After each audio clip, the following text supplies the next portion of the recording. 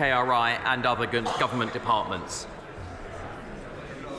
Mr Speaker, I thank the Minister for that answer. I'm incredibly proud of the role that Cranfield University, my constituency, is playing in leading, not just in pioneering research around net zero, but commercialisation of that technology too. Can the Minister outline what further support we can offer companies like Cranfield Aerospace in my constituency to make sure we capture that economic benefit locally in the future? Minister. Thank you, Mr Speaker, and I share the honourable member's pride in the wonderful work done by Cranfield and Cranfield Aerospace. We're providing £1.6 billion of funding for the UK's 9 catapults, including the high-value manufacturing catapults, some of which will go to the Cranfield Digital Aviation Research and Technology Centre, and I hope to join the honourable member in visiting that wonderful institution. James Gray. Speaker, the Minister is new to his task, a very wide portfolio it is. And in the wall-to-wall briefings he's currently getting, will he particularly ask for briefings on science, British science, in the Arctic and the Antarctic? We have 78 universities who are leading in this field. We are the 4th largest polar scientific research nation. We are a leader in it. He needs to know all about it. Mr Speaker, I know that my honourable friend, the member for North Wiltshire, does fantastic work highlighting the work of polar research through the all-party parliamentary group. I'll be happy to champion that and to meet with him on this important domain for science. Minister Chiamwara. Thank you, Mr Speaker, and can I welcome the Minister to his role. I hope he will share his predecessors' enthusiasm for and commitment to science. Climate change presents huge challenges and huge opportunities. Labour would champion university clusters and spin-outs as engines of sustainable regional growth. But right now, great green job-creating businesses like Low Carbon Materials, a Durham University spin-out, or AirX, an award-winning retrofit startup, are bogged down by Tory red tape, with some new products subject to 11 different regulators.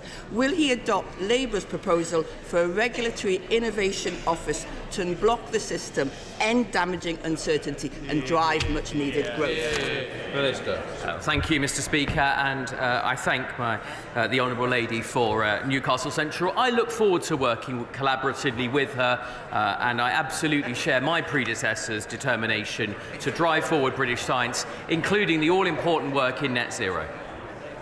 To Topicals, Dame Priti Patel. Mr Speaker. Minister. Mr Speaker, this week the Secretary of State is building on the momentum from the AI Summit by meeting with key partners and policymakers in the United States, championing Britain's leading global role in AI, space, tech, online safety, quantum and other areas. It is only 2 weeks ago that Britain convened 28 countries and the European Union at Bletchley Park to sign the world's first agreement on tackling the risks of frontier AI. This followed the historic passage of the Online Safety Act, which has been viewed across the world as the gold standard of online child safety legislation.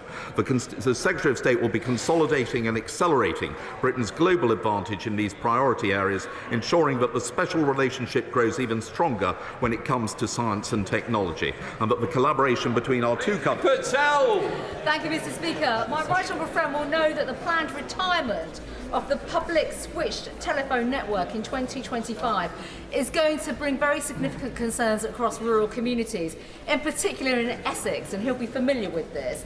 So can he provide some assurance about the work underway between the government and telecommunications providers to help improve services in Essex, particularly where we have poor broadband connectivity? Minister. Well, Mr Speaker, as I suggested earlier, the retirement of the PSTN land network is a decision for the industry, but government does have a key role to play in ensuring vulnerable consumers are protected through the transition.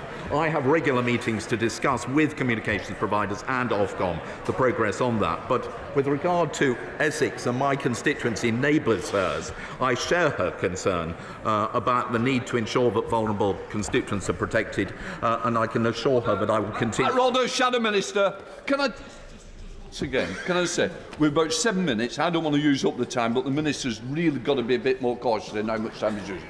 Matt Robert. Thank you, Mr Speaker.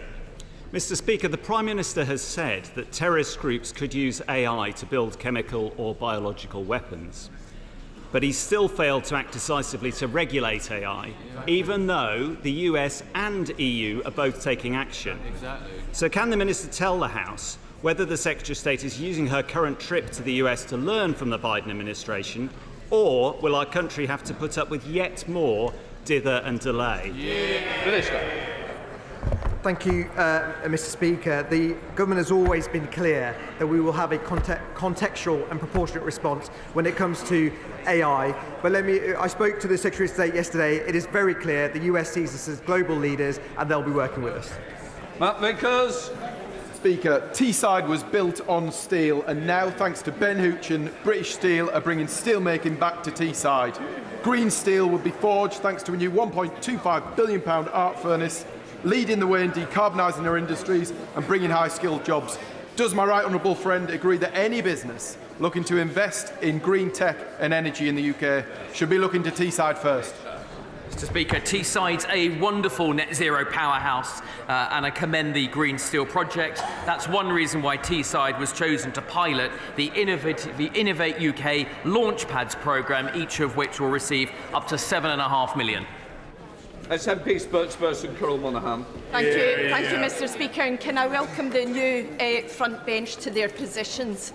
Mr. Speaker, since November 2020, £1.1 billion of taxpayers' money has been invested in the Rosalind Franklin Institute as a mega lab to defend Britain against future pandemics. Can one of the new front bench explain why the mega lab has now been put up for sale? Thank you very much, Mr. Speaker. This government is investing records amount in innovation and research and technology, including across the life sciences sector. I'll happily meet with the Honourable Lady to discuss this in more detail. Andy Carter. What impact does the Minister think the passage of the Online Safety Act into law will have for children and families in Warrington South and across the country? Minister. Thank you, Mr. Speaker. As a father, this issue concerns me greatly. The Online Safety Act is the most powerful child protection law in a generation. All in-scope companies will need to take robust steps to protect children from illegal content and activity on their services. Those safety measures will need to protect children from harmful and age-inappropriate content and activity, such as bullying and content that promotes eating disorders and self-harm. Gregory Campbell. Thank you, Mr. Speaker. Will the Minister help to coordinate a comprehensive analysis of the most successful enterprise zones across the UK and ways in which those zones that haven't been as successful can maximise the opportunities such zones would provide, such as in my constituency in Coleraine? Minister. Well, the honourable gentleman is absolutely right to flag the value that successful enterprise zones can bring to local communities. I want to see DSIT sectors benefiting as well, and I'm happy to coordinate further with colleagues in other departments to explore those opportunities. Elliot Colbert. Thank you, Mr. Speaker. Given the revolution in AI, can I please ask my right honourable friend what steps he is taking to ensure young people in Carshalton and Wallington have access to the skills that they need for the future? Minister. Thank you, Mr. Speaker. The government's committed to ensuring the UK has talent that supports research and innovation and drives growth. That's why we are investing millions in the brightest researchers through scholarships, PhD placements and fellowships in technologies like AI and quantum. Oh, Michael. Thank you, Mr. Speaker. What are ministers doing to ensure that members of this House are not included in disinformation reports compiled by the Counter-Disinformation Unit in their department simply for being critical of the government? Their own backbenchers are particularly interested to know. Minister. Well, I can tell the honourable gentleman that the Counter-Disinformation Unit is there to flag to platforms potentially misleading information, but it has no power to have it removed, and I can give him an assurance that it does not identify any members of this House or professional journalists. Peter Aldis. Much, Mr. Speaker. Research and development tax credits have been remarkably successful in promoting investment by SMEs. However, the Suffolk Chamber of Commerce have highlighted the system as ground to a halt due to HMRC's sledgehammer approach to tackling fraud. Can my right honourable friend liaise with HMRC and the Treasury to ensure that a more pragmatic approach is adopted? My honourable friend is a champion for his constituency, and I'm very happy to speak to the Financial Secretary to Treasury on that important matter on his behalf. We now come to Prime Minister's questions. I start with Richard Ormiston. Number one, Mr. Speaker. Prime Minister. Thank you. Mr. Speaker, at the start of this year, I made halving inflation my #1 priority. Today, we have delivered on that commitment. There remains more to do, but this is a strong step forward. This morning, also, the Supreme Court gave a judgment on the Rwanda plan.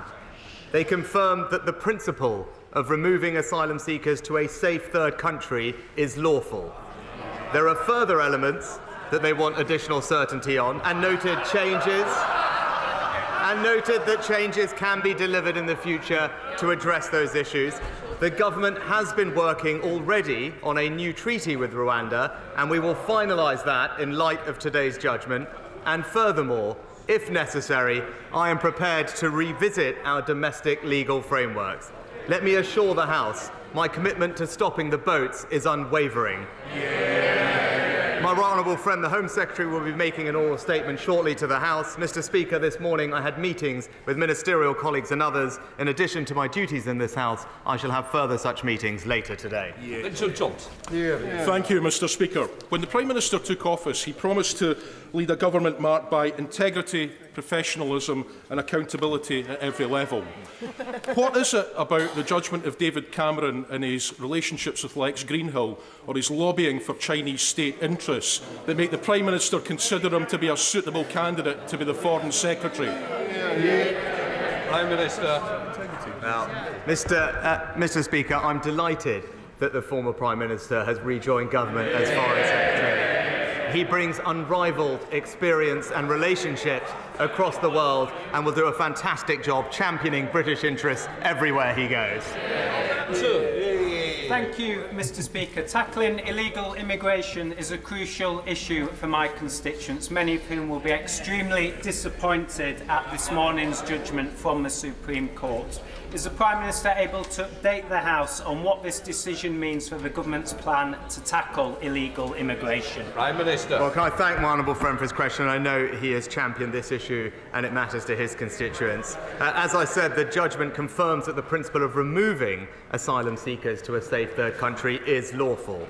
The government has already been working in advance on a new treaty with Rwanda, which we will finalise in light of today's judgment, so to address the challenges that were raised. But let me say this again. If it becomes clear that our domestic legal frameworks or international conventions are still frustrating plans at that point, I am prepared to change our laws and revisit those international relationships. The British people expect us to do whatever it takes to stop the boats, and that is precisely what this government will deliver. I come to the leader of the opposition, Keir Starmer. Thank you, Mr. Speaker. The Prime Minister obviously thinks so little of his own MPs that he's had to peel David Cameron away from his 7-year exile in a shepherd's hut and make him Foreign Secretary. But a few months ago, the Intelligence and Security Committee said that the now Foreign Secretary's role in a Chinese investment fund may have been, and this is their words, engineered by the Chinese state. I hardly need to remind the Prime Minister of the threat posed by the Chinese Communist Party or the intimidation against members of this House. So when will he instruct the Foreign Secretary to give full public disclosure of his work for Chinese interests? Mr. Speaker, as I said, I'm delighted that the former Prime Minister has rejoined government as Foreign Secretary. As an individual with unrivalled experience, he will help Britain navigate an uncertain world in challenging times. Of course, like every other government minister, he will go through the normal process with the independent adviser. But the government's position on China is clear. China represents an epoch-defining challenge. That's why we have taken strong and robust steps to protect ourselves against the risk that it poses. But we'll take no lessons, Mr. Speaker, from the Labour Party on protecting our national security. They've taken almost £700,000 from an alleged Chinese agent. Mr. Speaker, Sorry? Yes, I think now you're on the front bench. We need to just calm down. Keir Starmer.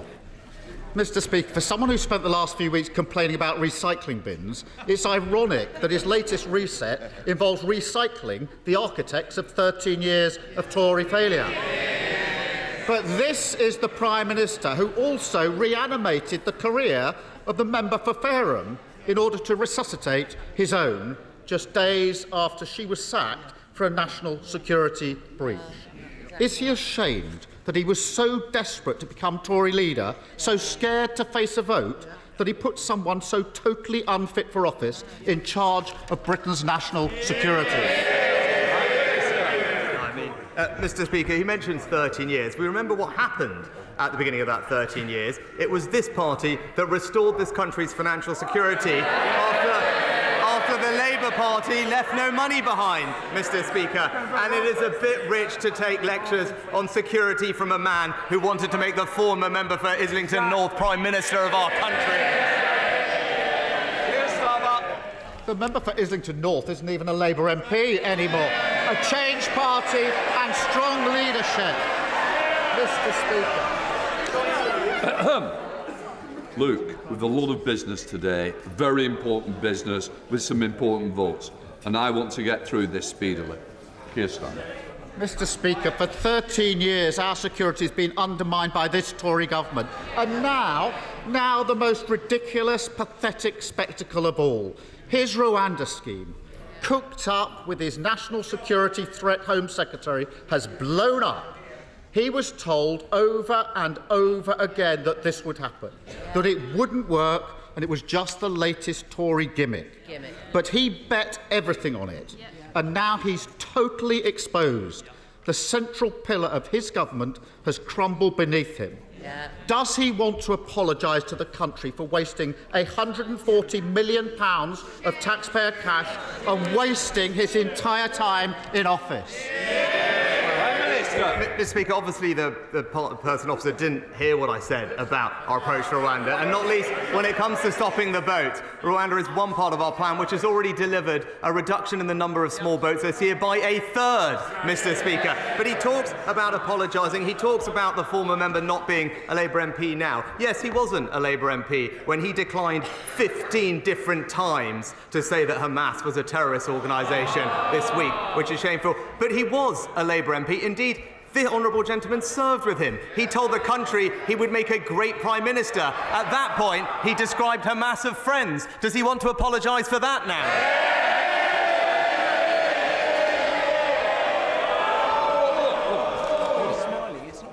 Are we serious? No. Because I'm going to tell... Oh, I wouldn't challenge. Because I've got to say, our constituents are watching this. They're very, very concerned about the affairs of today. They're very concerned about the votes later. A lot of members wish to speak. Those who don't want that to happen, please, go outside, go and have a conversation there. You want to bawl and shout, do it elsewhere. But it won't be happening in here today. Keir Starmer. Mr. Speaker, I'm so glad he agrees this is a changed Labour Party. And while he was wasting his time on this gimmick, the asylum backlog has swollen to 175,000 people. Taxpayers are paying £8 million a day on hotel bills, and 615 people arrived by small boat last Sunday alone. Plan A has failed. And after this session, whether he likes it or not, he'll have to go back to his office, back to the drawing board, and start from scratch. Can he assure the British public that he will drop what his former Home Secretary calls his magical thinking and start treating small boat crossings with the seriousness that they deserve? Mr. Speaker, he talks about a changed Labour Party. Perhaps we'll see that this evening. He can't even make his party do the right thing when it comes to standing by Israel in the vote later today. He talks about taking small boats crossing seriously. He's opposed every single measure that we have taken, Mr. Speaker. Again, let me update him on what we've done this year. The number of illegal Albania arrivals down by 90%. 20,000 people returned this year. The number of crossings down by a third. He mentioned hotels, closing 50 of them. Money being saved for taxpayers, all all, by the way, opposed by the party opposite. What is the honourable gentleman's plan? Yes, there we have it, a cosy deal with the EU, which would see the UK accept 100,000 illegal migrants. He doesn't want to stop the boats, he wants to welcome more of them. Mr. Speaker, it's very straightforward. He promised that he would stop the boats this year. This year. Today is the 15th of November. He's wasted all of his time on a gimmick, and now he's absolutely nowhere. Will he level with the British public and finally admit he's failed to deliver on his promise?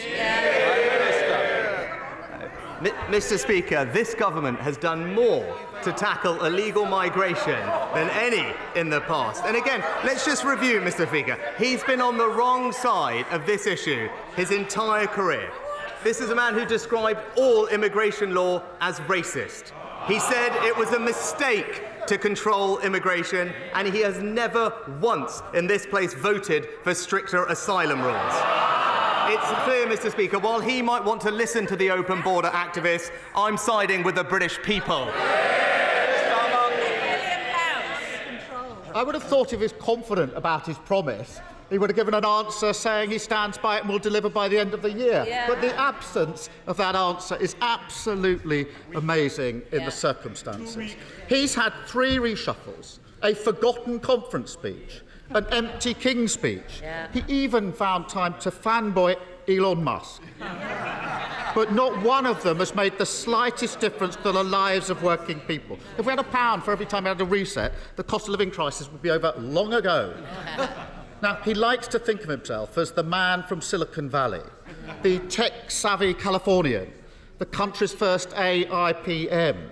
And yet his big idea is to keep turning his government on and off and hope at the wall and hope that we'll see signs of life. Is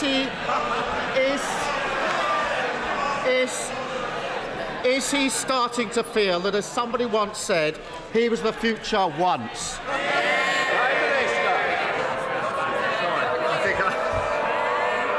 I slightly missed the end of that, but I've got to say, I was glad to hear finally that the honourable gentleman did bring up the cost of living, because on that he is right. That is the #1 challenge facing countries up and down the family.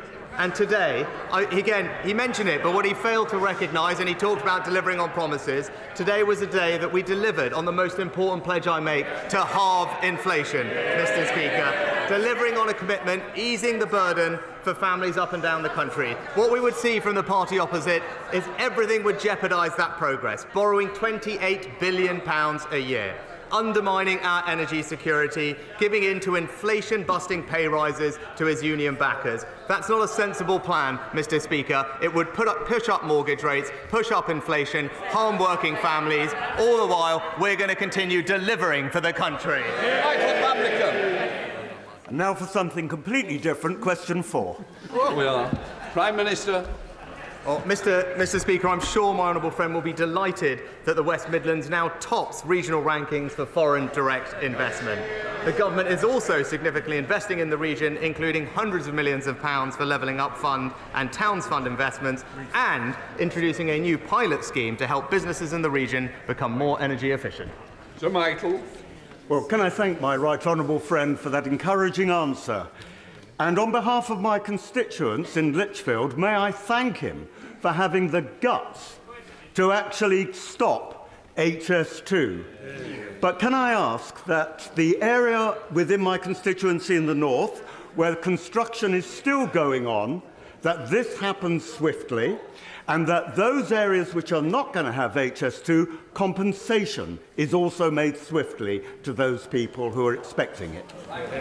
Well, can I thank my honourable friend for his question, but also for his consistent campaigning on this issue, and I recall his last question at Prime Minister's Questions on this very topic. I'd like to reassure him that we are committed to fair treatment for people affected by the changes, whilst also protecting taxpayers appropriately. Wherever property has been acquired for HS2, property owners have been fully compensated, and any outstanding cases will be settled.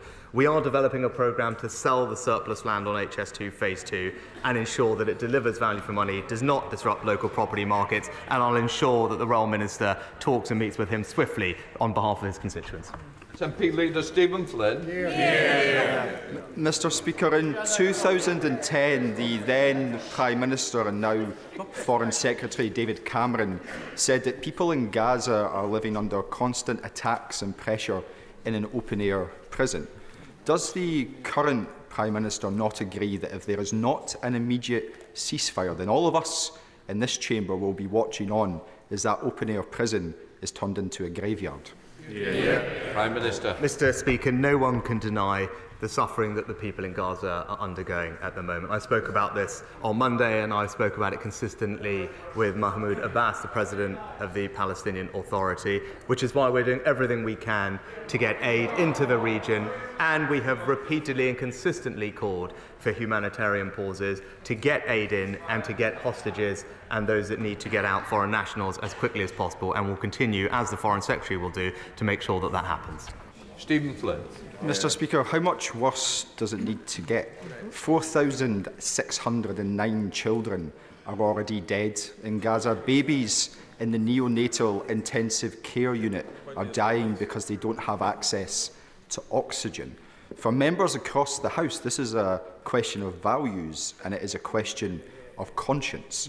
So does the Prime Minister not agree that should there be a vote on an immediate ceasefire, that members across the House should be afforded a free vote? Prime Minister. Well, Mr. Speaker, our position as a government is clear on this. It's right that Israel is able to defend itself, and that principle is one which we support. It has suffered an appalling terrorist attack. Hamas is a terrorist organisation, and it is not just Israel's right but duty to protect its citizens. At the same time, we have consistently at the United Nations and bilaterally with all our partners called for humanitarian pauses to ensure that more aid can get in, hostages and nationals can get out. That's the right thing to do. We will continue to do everything we can to alleviate the suffering that the Palestinian people are undergoing, and I'm confident that our efforts are already making a big difference on the ground. Thank you, Mr. Speaker. Kirklees Council have closed Dewsbury Sports Centre, delivered just 14% of educational healthcare plans within a 20-week target, are unable to deliver a 5-year land supply, just 3 of its many failings, and now they want to introduce extortionate car parking charges, punishing hard-working families and destroying the high street in our towns and villages.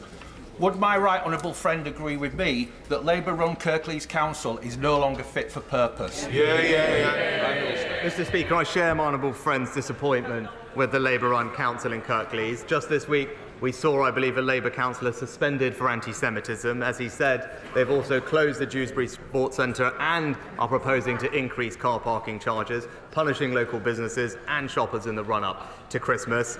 The council is clearly no longer fit for purpose, and local residents deserve better.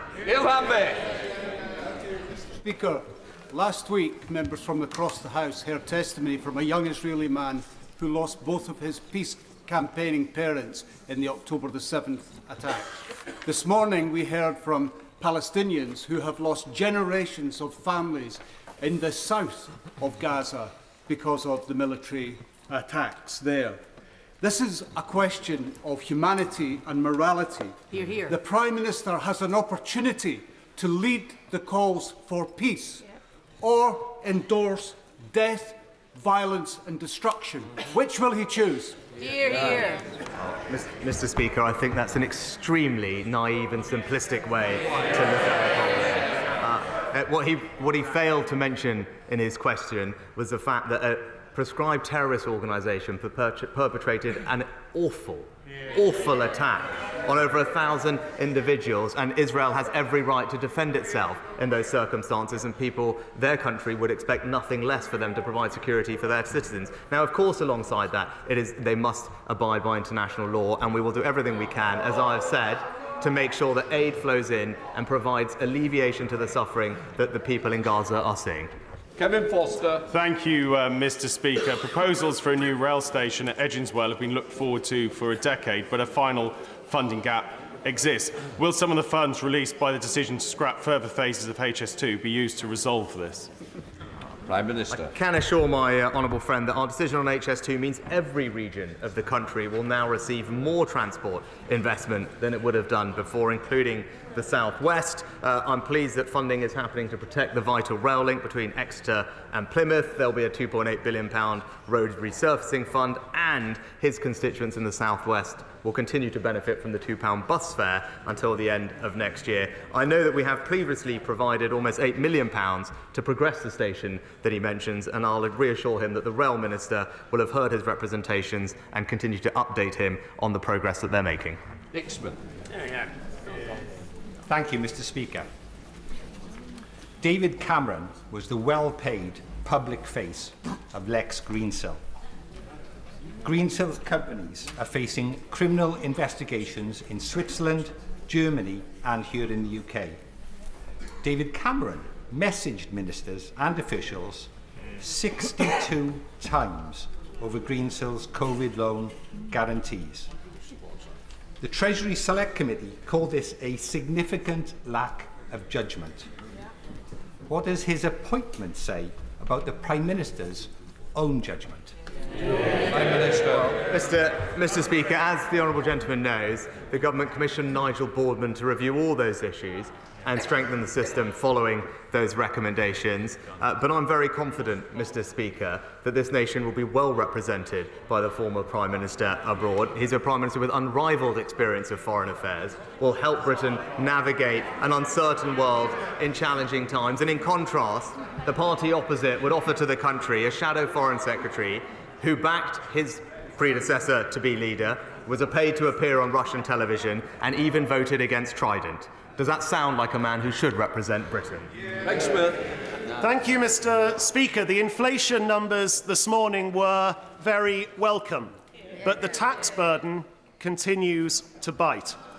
So will the Prime Minister agree in principle with me that the concept of higher rate tax was never meant to drag in police sergeants, band-aid nurses, teachers with additional responsibilities and others, and that a priority for his Treasury ministers should be to return fairness to the tax thresholds? Prime Minister. Well, Mr. Speaker, I agree with the honourable gentleman, and I'm pleased that the vast majority of people will continue not to pay the higher rate. I share his ambition to cut taxes for working people. Right now, inflation is falling, and we're sticking to our plan, which is delivering a halving of it this year, because that is the most effective tax cut that we could have delivered for the British people this year, rather than making it worse, as the party opposite would, borrowing money in the way that would be irresponsible and just drive up inflation and interest rates. But I want to reassure him that I absolutely share his ambition to cut taxes for working people, and as we stabilise the economy, that's something that both the Chancellor and I are keen to deliver. Davey. Mr. Speaker, my son loves football, and I understand the Prime Minister is a big Southampton supporter. So after his latest cabinet reshuffle, I wonder if he can tell me, since 2010, have we seen more Southampton managers being sacked, or have we seen more housing ministers come and go? The answer might help to explain why the government is failing so miserably in new home ownership. Prime Minister. Well, Mr. Speaker, I'm pleased. I'm pleased that in the last figures that we saw, we had actually a record number of first-time buyers, Mr. Speaker, and we're delivering 1 million homes over this Parliament, as we said, whilst the party opposite blocked our plans to unlock 100,000 homes at the same time. And when it comes to Southampton, I'm also pleased that we're on, I think, almost a 7 or 8 game unbeaten run. St Desmond Swing. If a two-state solution is to have a chance, Hamas must be defeated, but also there will have to first be a more enlightened policy of administration in the occupied West Bank, mustn't there? Oh, Mr. Speaker, I thank my honourable friend for his question. The UK's long-standing position on the Middle East peace process is very clear. We support a negotiated settlement leading to a safe and secure Israel alongside a viable and sovereign Palestinian state in Gaza and the West Bank. I spoke about this on Monday. Both Israelis and Palestinians have a right to live in peace and security. The longer-term governance of Gaza and security needs to be looked at in the round. It's something that I've discussed repeatedly with President Abbas. We agree with the United States that Gaza should ultimately be under the control of the Palestinian Authority, and we will continue to support President Abbas and his people to get to that outcome. Mr. Speaker, a new generation of drugs, or can be Simkevi and Kaftrio, is absolutely transforming the lives of patients with cystic fibrosis. So people who would have been waiting for double lung transplants now living happy, healthy lives. But NICE is now saying we can't afford them. So will the Prime Minister and his new Health Secretary get round the table with NICE and with the drugs company to make sure that children being born with cystic fibrosis today get those life-saving drugs in the same way that children currently living with CF are getting them? Prime Minister. I thank the Honourable Lady for raising an important issue. I'll of course ask the Health Secretary to look into it. She'll understand that NICE operates independently from government, but if there's a conversation that can be had, I'll ensure that it takes place. David Davis. The events of the last 6 weeks, can the Prime Minister tell the House why the government has not proscribed the Islamic Revolutionary Guard Corps? Prime Minister. Mr. Speaker, this government continues to take strong action against Iran, whilst people in the UK and around the world are under threat from the regime. We've sanctioned more than 350 Iranian individuals and entities, including the IRGC in its entirety. The National Security Act of this year implements new measures to protect the British public, including new offences for espionage and foreign interference. And while the government keeps the list of proscribed organisations under review, as members will be aware, it is a long-standing convention that we don't comment on whether a specific organisation is being considered for proscription.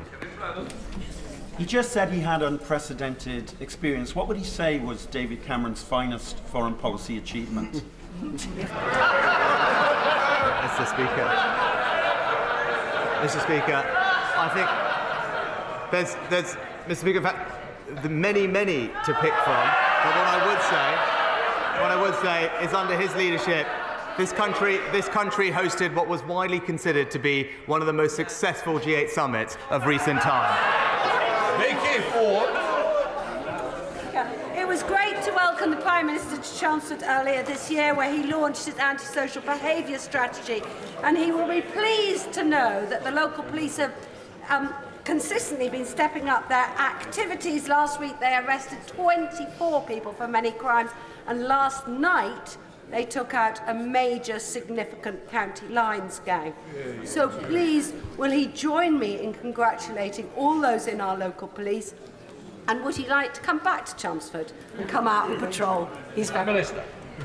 Well, it was great to visit my honourable friend and launch the government's antisocial behaviour plan. Can I thank her for raising awareness about the important work that her local policing team is doing, and I'm pleased that they've been empowered by our strategy. Antisocial behaviour does make life miserable for many. That's why our plan being delivered is so important. It's having a difference across the country, including in her part of the world, and I'm pleased to see that crime under this government, in the year that we most recently have data for, has decreased by 56% since 2010. Thank you, Mr. Speaker. Mr. Speaker, it's insulting that in the week that marks 20 years since the abolition of Section 28, the Prime Minister has appointed a minister without portfolio who frequently attacks the LGBTQ+ community with their so-called war on woke, seeks a return to those awful days, denying our human rights and attacking our very existence. Does the Prime Minister agree that he has manifestly and repeatedly failed? It's time for him to resign and to call a general election. Mr. Speaker, actually, this government and previous have a proud record in championing LGBT rights. It was this government that introduced same-sex marriage, Mr. Speaker, and we will continue to ensure that everyone in our society can live with tolerance and compassion and have every opportunity available for them. That's what we have delivered, and that's what we'll continue delivering. Neil O'Brien. Mr. Speaker, last year through the Homes for Ukraine scheme, my family and I welcomed a refugee family to our home. And I'm proud that this country has always offered refuge to those who need it. But it's essential that we in this country decide who comes to this country. The Prime Minister has rightly said that he will do whatever it takes to stop the small boats and the evil trade around them. But isn't it apparent that after this morning's ruling, what it will take is a new law to override the Human Rights Act and to cut through the thicket of case law built up by judicial activism so that we can bring back control of our borders and stop the small boats. Mr. Speaker, it's right that we go through the judgment carefully and properly, and as I said, the government has already been working in advance on a new treaty with Rwanda to address the concerns that have been raised, that were raised previously and that were raised by the Supreme Court, who also acknowledge that changes can be delivered to address those issues. But as I said, and I'll repeat, if it becomes clear that our domestic legal frameworks, or indeed international conventions, are still frustrating plans after that point, I am prepared to change our laws and revisit those international relationships, because we are absolutely committed to stopping the boats. John Butler. Thank you, Mr. Speaker. Prime Minister, thank you for meeting with my constituent Noam. It has been 40 days since Noam's mum, Ada Sagi, was kidnapped by Hamas on October the 7th. We all condemn Hamas's actions and fight for the return of all hostages. Noam wants the language of love to be louder than the language of hate. 11,000 Palestinians have been killed, over 4,000 of them children. International law is important. Does the Prime Minister agree that you can support Israel but also call out breaches of international law? Mr. Speaker, I've been consistent from the start that whilst Israel has a right to defend itself, it is important that it complies with international law. It's a point I have made on every meeting or phone conversation that I've had with Prime Minister Netanyahu, and it was a privilege to meet her constituents and to hear the pain that they are going through, which I have enormous sympathy for, which is why we're doing absolutely everything we can to bring hostages home. We're engaged intensively in diplomatic activity in the region and working to get also foreign nationals and British nationals. I'm pleased to say well over 200 have now left Gaza, and we will continue to do everything we can to ensure that everyone can safely leave who needs to. Holly Babycroft. The Prime Minister knows I stand unapologetically with my steelmakers in Scunthorpe. And he knows that I believe, as many across this House do, that the UK must retain a virgin steelmaking capability for strategic reasons, if nothing else. Will he reassure the House that he is personally following developments at British Steel and doing all he can to retain what is a vital sovereign capability? Well, can I thank my honourable friend for the question? I know she is a fantastic champion for her local steelworking community, and I hope she is reassured by the action that this government has already taken to support steelmaking in our country, reaching a landmark agreement with Tata Steel to safeguard thousands of jobs there, and previously in the pandemic as well, because I agree with her, it is important to our industrial base, and we'll continue to have constructive conversations with all those companies to ensure that we can support them in their transition to a cleaner, greener steelmaking future. Ian Paisley. Thank you, Mr. Speaker. According to the British Independent Retail Association, on a matter that affects every constituency across this kingdom, 82% of retailers don't even bother reporting physical attacks on their staff when they're attacked. It takes shopkeepers to sell an additional 12 items to make up for an item that has been stolen. Will the Prime Minister support efforts that are being made by that association and many others across this House to ensure that retailers are protected, that theft against them is called out, and that they are supported in every way possible? And today at a meeting in Dining Room C, will he encourage those members from those shops in their efforts? Can I firstly pay tribute to the work that my honourable friend does on this issue as the Vice Chair of the All-Party Group on Retail Crime. He's absolutely right about the importance of this issue. Working in my mum's shop and her pharmacy growing up, I understand exactly what he's talking about when small businesses are the victims of crime.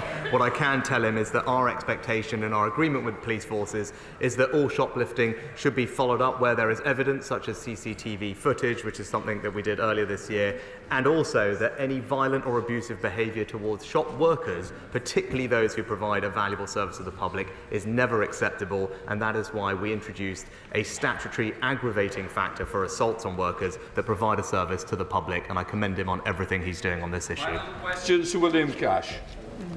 Speaker, thank you. Will my right honourable friend give the House an assurance that he has made clear to the new Foreign Secretary, who of course we wish well, that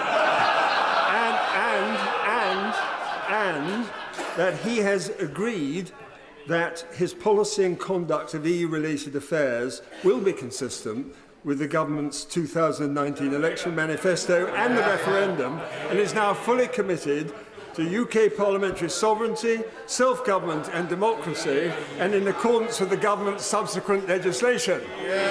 Prime Minister.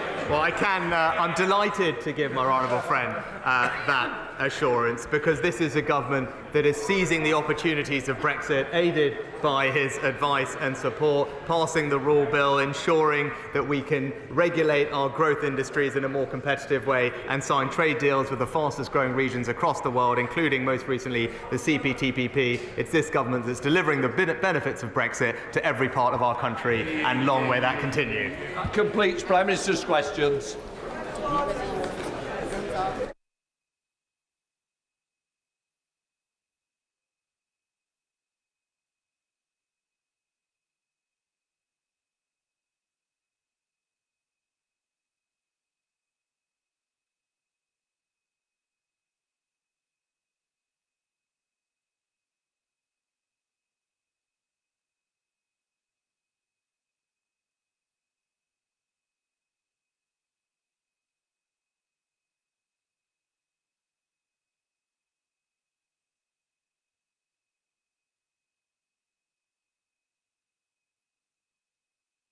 Right, let us begin. I call the Home Secretary to make his statement.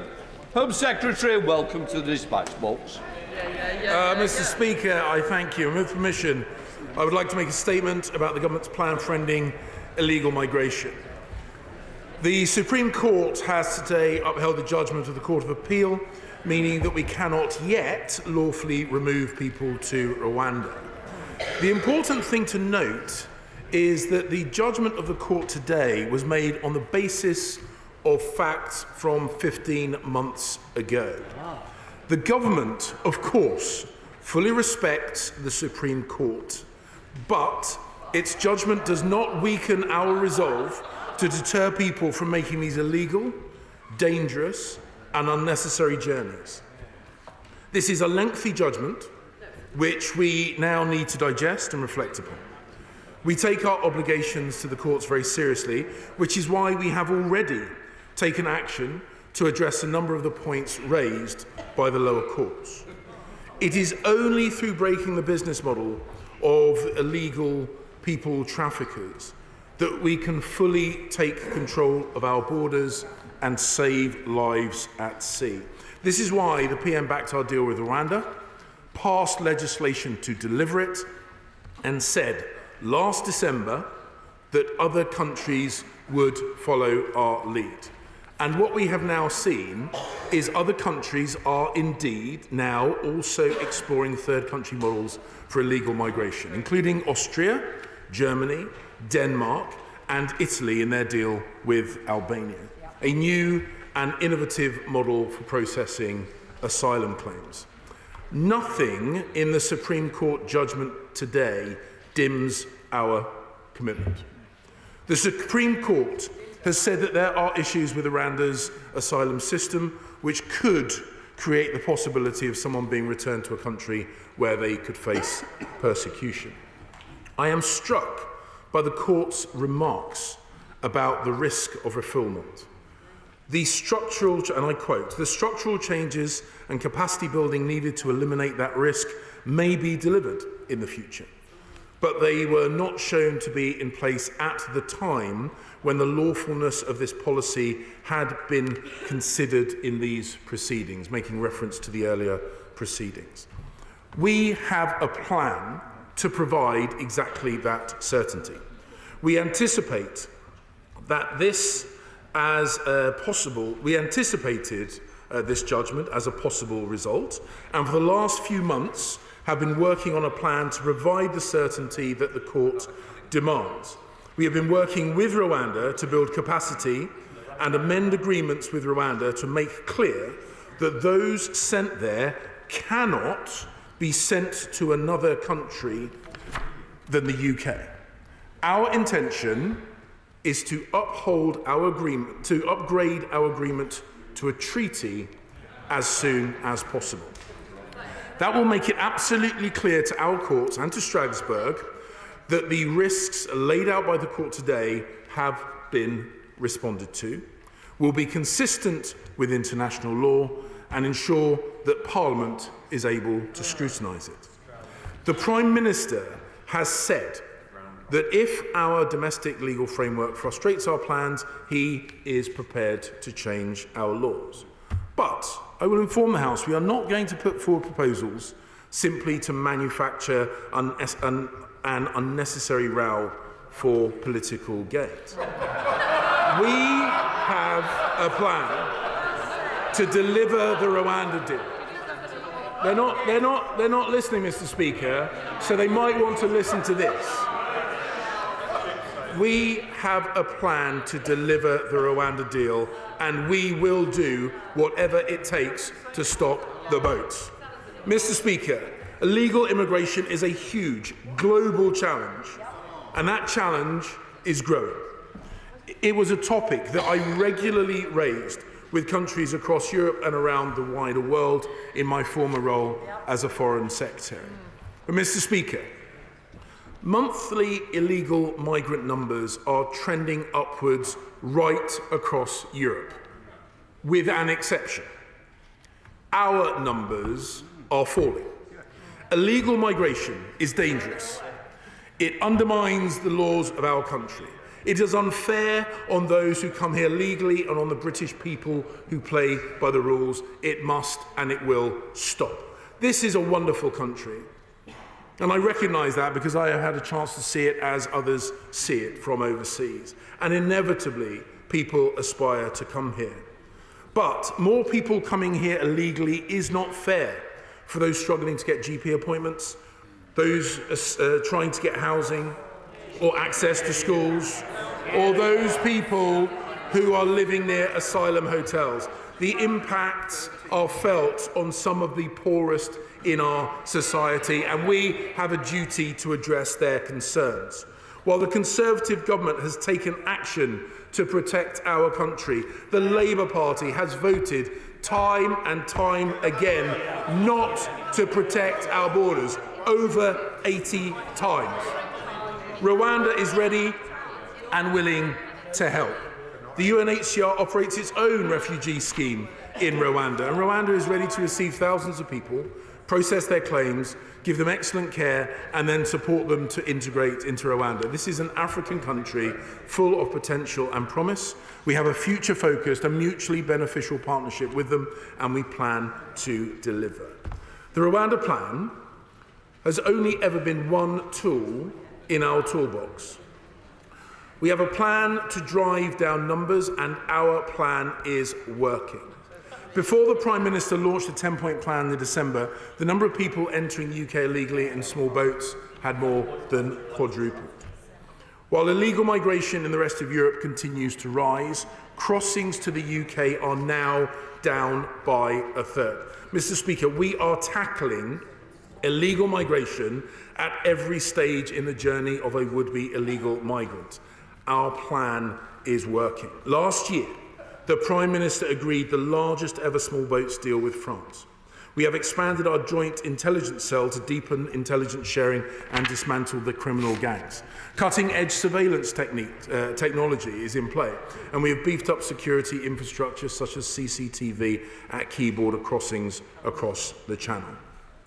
We have ensured that more French officials and officers patrol French beaches, and they are working closely with UK staff. And so far, in 2023, nearly 22,000 crossing attempts have been prevented because of the close coordination between British and French officials. That means less money that the British taxpayers have to spend on hotels, less profits for the criminal gangs, and fewer people to process. It sends a clear message to the gangs and those who want to cross that we will stop them. As Foreign Secretary, I work closely with my right honourable friend, the Immigration Minister, to agree a new deal with Albania. with better data sharing, closer operational working and financial support. And in response to the work that he and I did, the number of Albanian small boat arrivals has fallen by 90%. 90% so far during 2023, and we have returned over 4,600 people in just 10 months.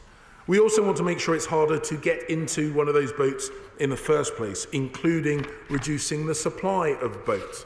We are targeting the movement of these goods, such as dinghies, such as engines that are used to facilitate the crossing in order to undermine a key component of the smugglers' business model. And those who do make it through will not be able to stay. We have expedited returns agreements with countries including France, Albania, Turkey and Italy. We have increased the number of illegal working raids by almost 70%.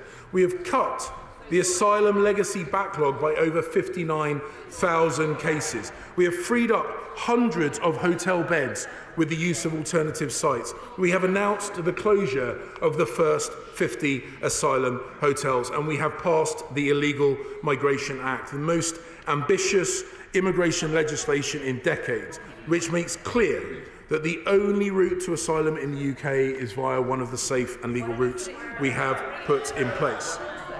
Anyone who comes to the UK illegally will not be able to stay. They will be removed either to their home country if it is safe or to a third country if it is not. Mr. Speaker, I can assure you that our commitment to ending illegal migration is unwavering. We are a positive outlier in Europe. Our efforts are working. Small boat crossings are down. Our decision-making is faster. We are removing those with no right to be here and taking action against those who are working illegally. We have done deals with multiple countries and will continue to do so. So, Mr. Speaker, in conclusion, arrivals down, decisions faster, returns up. We are getting on with the job and we will do whatever it takes to deliver on our commitment to stop the boats, and I commend this statement to the House. Shadow Secretary. Vivek Cooper. Thank you, Mr. Speaker. I welcome the new Home Secretary to his post. He is the 8th Conservative Home Secretary in 8 years, and what a mess he has inherited. The court conclusions today are damning. It exposes the complete failure of the Prime Minister's flagship Rwanda policy, exposes a complete failure of the Prime Minister's judgment in making it the central part of his policy, and the complete failure of Conservatives to get the most basic grip of their boats and asylum chaos. No serious plan on the dangerous boat crossings that are undermining our border security and putting lives at risk that all of us want to see end. No serious plan to sort out the chaos in the asylum system, people in costly asylum hotels because of the soaring backlog that should be ended, and the readiness to spend over £140 million of taxpayers' money on this plan, money we can't get back now that this policy has totally failed. And it adds to the disastrous judgment of the Prime Minister not just appointing and backing the previous Home Secretary, who was unfit for the job. Now, I don't agree with pretty much anything his predecessor as Home Secretary ever said, but she was right on this message to the Prime Minister. She said, if we lose in the Supreme Court, you will have wasted a year and an Act of Parliament only to arrive back at square one. Your magical thinking has meant you have failed to prepare any sort of credible plan B.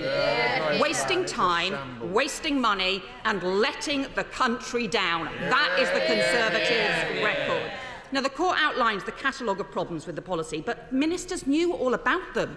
When it was first announced 18 months ago, I raised in this House the problems with the Israel-Rwanda deal. They were warned many times about failures and weaknesses in the Rwanda asylum system, but they just pressed on. And even if it had been found lawful today, they've admitted it would only have covered a few hundred people anyway, at a time when 100,000 people applied for asylum in the UK last year on the Conservative Conservatives watch, and that would have also cost around twice as much per person as deciding cases in the UK. The truth is the government has wasted not just 1 but 5 years of failing to deal with this. 5 years ago there were just a few hundred people crossing in boats, but they let criminal gangs take hold along the channel. They let asylum decisions collapse, so the backlog soared, and there are now 20% more people in asylum hotels than there were when the Prime Minister promised to end them. So will he now tell us how much in total has the government spent on this failed Rwanda plan so far? The House has a right to know. He says he wants a new treaty. How much more will that cost? And the court judgment says, despite his optimism, it says of the changes that are needed, the Rwandan government indicated that the contemplated arrangements might not be straightforward to implement in practice. And the court says the provision of resources does not mean that the problems we have described can be resolved in the short term. So again, more of the magical thinking. And what does this mean for the Prime Minister's flagship legislation? Because he boasted about passing it only yesterday, but the government hasn't actually commenced the central clauses of the law, because without Rwanda, and frankly even with Rwanda, the policy doesn't work and will just lead to an endless, ever-increasing permanent backlog. So can he confirm now he won't in fact be implementing the central tenets of that law this year? And can he confirm that this means the Prime Minister's pledges to introduce the new law, to stop the boats and to also to end hotel use will all be broken this year? And why will he not put that money into a proper plan to tackle the boats? I don't believe the new Home Secretary ever believed in the Rwanda plan. He distanced himself from it and his predecessor's language on it. He may even, on occasion, have privately called it batshit. But he and I agree. We need action to stop boat crossings that are undermining border security and putting lives at risk. We need a properly controlled and managed system for asylum and refugees. So let's concentrate on the things that can work. We support the work with France along the northern coast. We want it to go further. We support the work with Albania, with other countries across Europe to tackle the gangs, but it is frankly far, far too weak. We need a proper, comprehensive, massively scaled-up plan to go after the criminal gangs and a proper system to clear the backlog, to have a proper returns unit in place so we can end hotel use. And instead of that cost going up from £6 million to £8 million a day on his watch, let us end hotel use and save the taxpayer £2 billion. That should be common ground. So I could suggest to him that he stops wasting taxpayers' money on more failing schemes, that he ditches the magical thinking and the culture wars of his predecessors, and that he ditches the gimmicks and finally gets a grip. Home Secretary. Mr. Speaker, I think one of the dangers of writing critique of government policy before you've read the facts laid out in a statement is the statement makes the critique obsolete. She talks about hotel usage, which I might remind the House is coming down. She talks about small boat arrivals in the UK, which I will remind the House are coming down. She talks about closer working relationships with our European partners, which I will remind the House we are already doing. I've written here in response to the various questions, does she have a plan? Does Labour have a plan? And Mr. Speaker, if the benches opposite could curb their enthusiasm and listen to what I was about to say next, I was going to concede that it's clear they do have a plan. And their plan, their great idea, is to do what the government is already doing. Mr. Speaker, which is why we are bucking the European trend when other countries are seeing 30, 40, 50, 60, 70, 100% increases in their illegal arrivals. We are seeing a third reduction in ours, bucking the trend. We have always said, Rwanda and the deterrent effect of the Rwanda plan is an important tool in our toolbox. We have never claimed it was the only tool in our toolbox.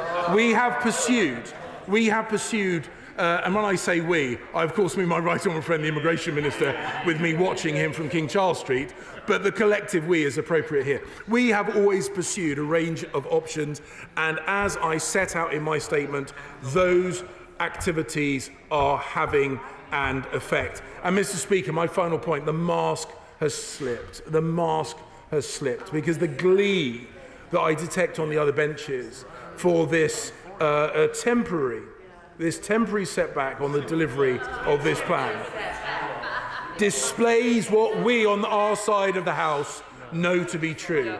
They don't want migration control to work. They don't want to take control of their own borders. They would rather delegate it to anybody else. Just sorry. I want to hear the Home Secretary. I don't need the front bench. You may pull your face. The bottom line is I want to hear it quietly, because our people also at home, our constituents want to hear it. When you're chunnering so loud, they cannot. Home Secretary. Indeed. In which case, Theresa May. Thank you, Mr. Speaker. Can I first of all welcome my right honourable friend to his new position? The Home Office is a great Department of State, and I hope he will enjoy his time there as much as I enjoyed my time as Home Secretary. Can I ask my right honourable friend to confirm that the judgment that the Supreme Court made today was not contingent on the ECHR? Indeed, the fundamental judgment was made regardless of the ECHR. Mr. Speaker, I pay tribute to my right honourable friend and predecessor. She was a fantastic and long-served Home Secretary. I intend to try and compete with her on both of those metrics. But she makes an incredibly important point. We look very closely at the judgment. The judgment draws our attention to work that we can do, working with our partners in Rwanda, to address the court's concerns about people being returned to unsafe countries. That is where we will address our focus, because that will be the pathway to ensuring that Rwanda stays a key element of our basket of responses to illegal migration. She was right. No. Alison Thulus, SNP spokesman. Thank you very much, Mr. Speaker. We on these benches were very glad to see the unanimous decision of the Supreme Court today, and it really is quite ridiculous for the new Home Secretary to come here today to tell us that his predecessor's dream will never die. It's gone. Give it up. Do something else instead. And before the extremists on his own benches start to blame the European Convention on Human Rights, the Supreme Court Judge Lord Reid was very clear that it's not just about the ECHR, it's about the Refugee Convention, it's about the UN Convention Against Torture and other cruel, inhumane or degrading treatment or punishment, it's about the UN International Covenant on Civil and Political Rights, as well as our own domestic legislation in this place. The Supreme Court made clear that Rwanda is not a safe country. At the very heart of the judgment today is the principle of non-refoulement, which means that people must not be sent back into harm's way.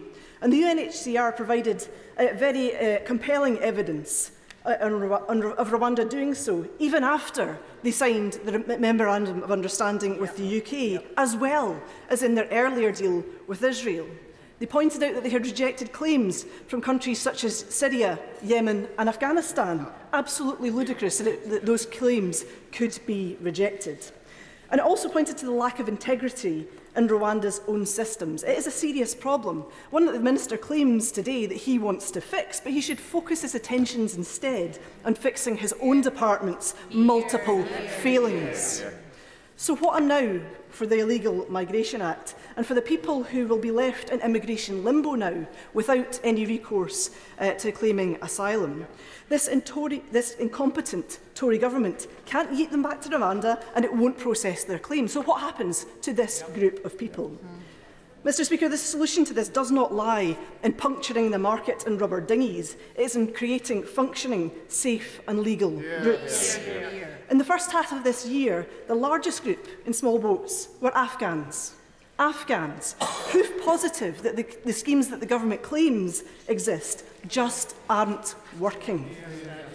Mr. Speaker, many people make these dangerous journeys because they have no other options. This remains the reality, whoever the Home Secretary is. So I ask, when will he stop wasting public money chasing fantasies? Around £1.4 million at least on just the legal challenges, never mind the rest of this incompetent scheme. When will he create a system which treats the world's most vulnerable with the dignity and respect that they are due to build their lives here in the UK? The Immigration Minister hasn't even given Glasgow's MPs the meeting he promised to discuss the people that they are about to make homeless through their bulk processing.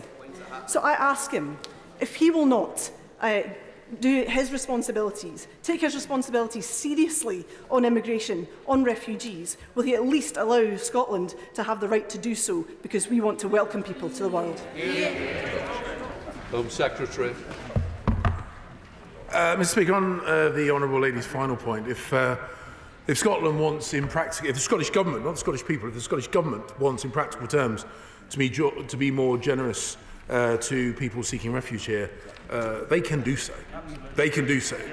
In my experience, they choose not to.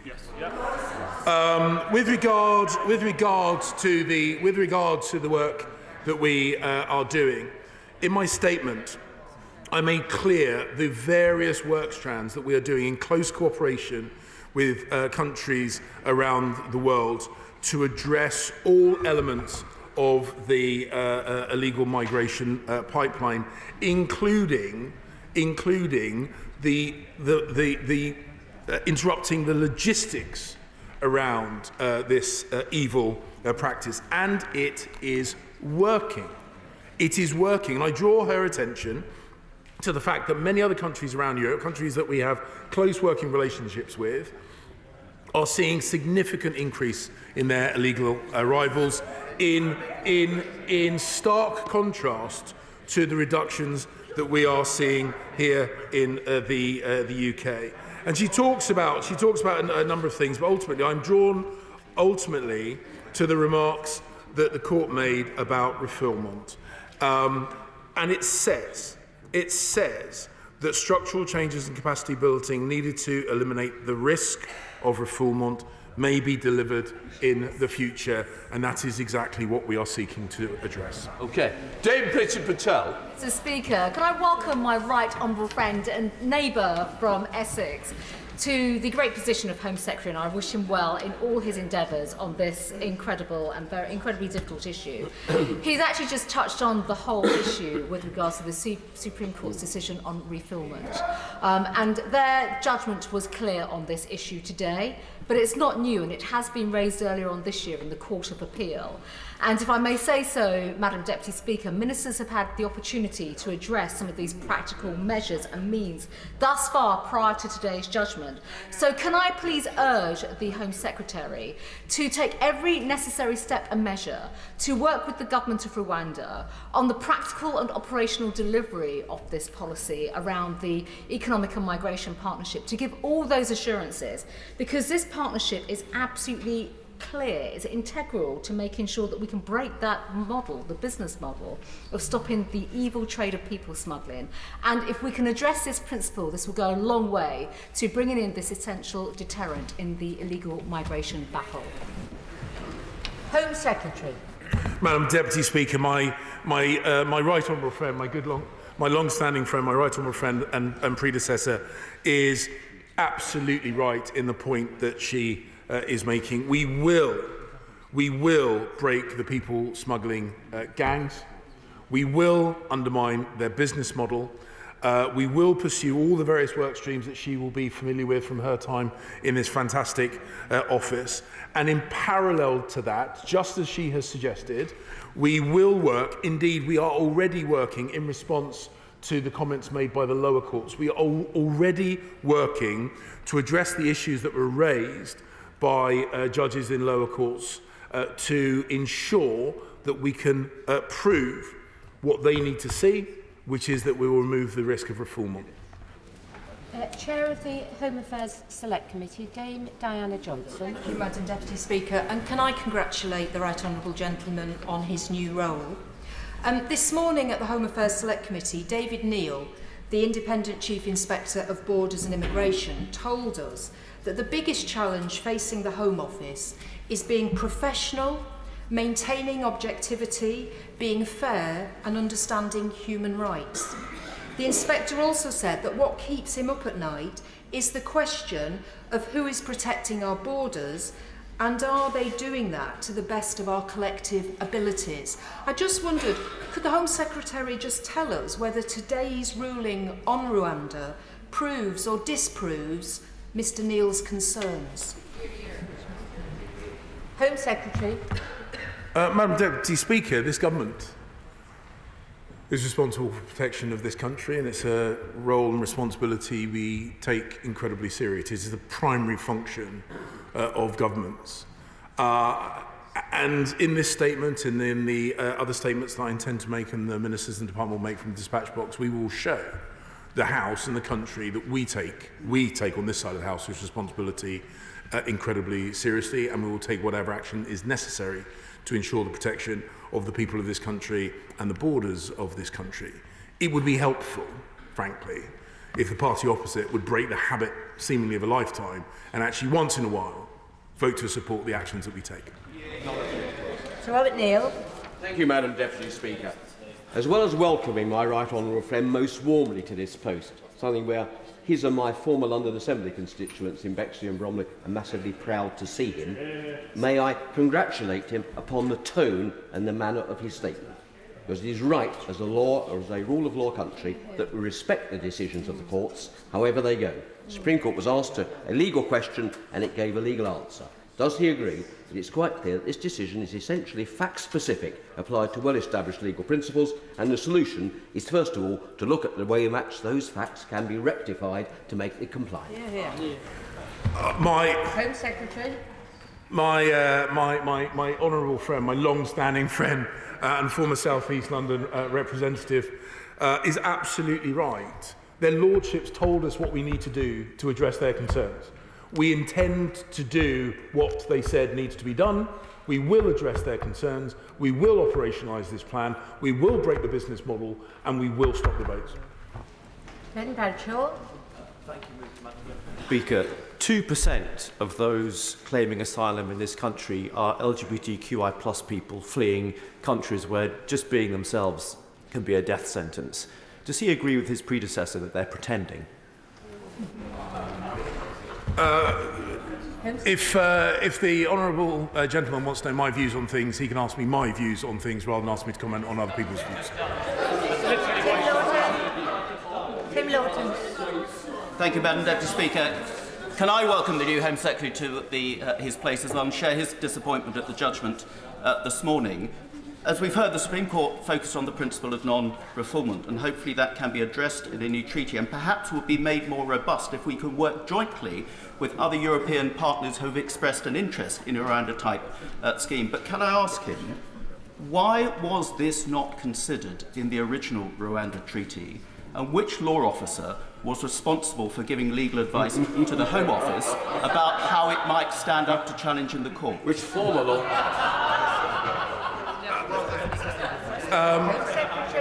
Madam Deputy Speaker, the honourable gentleman knows that government legal advice is for informing the decision-making of ministers, and it's not appropriate, and we will not discuss government legal advice at the dispatch box.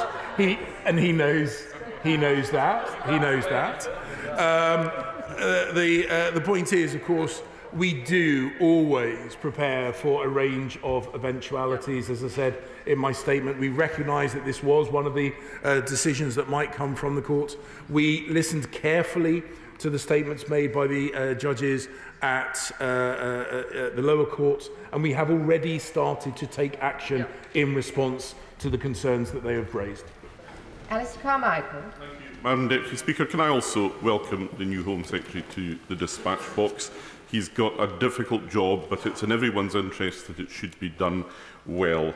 Can I also welcome that part of his statement where he says, We are not going to put forward proposals simply to manufacture an unnecessary row for short-term political gain. That much, at least, will be a refreshing change. But he should be aware that his honourable friend, the member for Ashfield, the Deputy Chairman of the Conservative Party, is reported as having told ITV that the Prime Minister should ignore the laws following the Supreme Court decision. Will he dissociate himself from these comments? Home Secretary. The government, this country, prides itself on being a law-abiding country. So to hear the government's position on things, listen to the statements of government ministers. I have made it clear. We respect the judgment.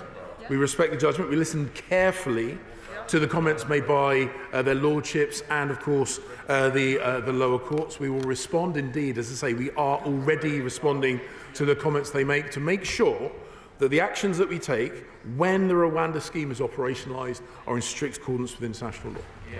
Sir Julian Lewis. Thank you, Madam Deputy Speaker. Will the Home Secretary explain to those of us who are not experts in this area why it is that people who arrive illegally on our shores from a safe nearby country cannot immediately be returned to that safe nearby country? Clearly it would be in breach of certain laws, so can he set out perhaps in a statement what those laws might be?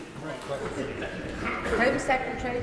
Madam Deputy Speaker, receiving countries have got to consent. That is at the nub of this, and which is why it is so very important that the ministers of the department, particularly the immigration minister, has spent so much time working with those countries from whom we have traditionally received illegal migration, including France, but others, most notably in terms of the statistics, Albania, where we have developed an excellent working relationship. And this is where I will claim a bit of credit, because my right honourable friend, the immigration minister, and I had something of a tag team with government in Tirana.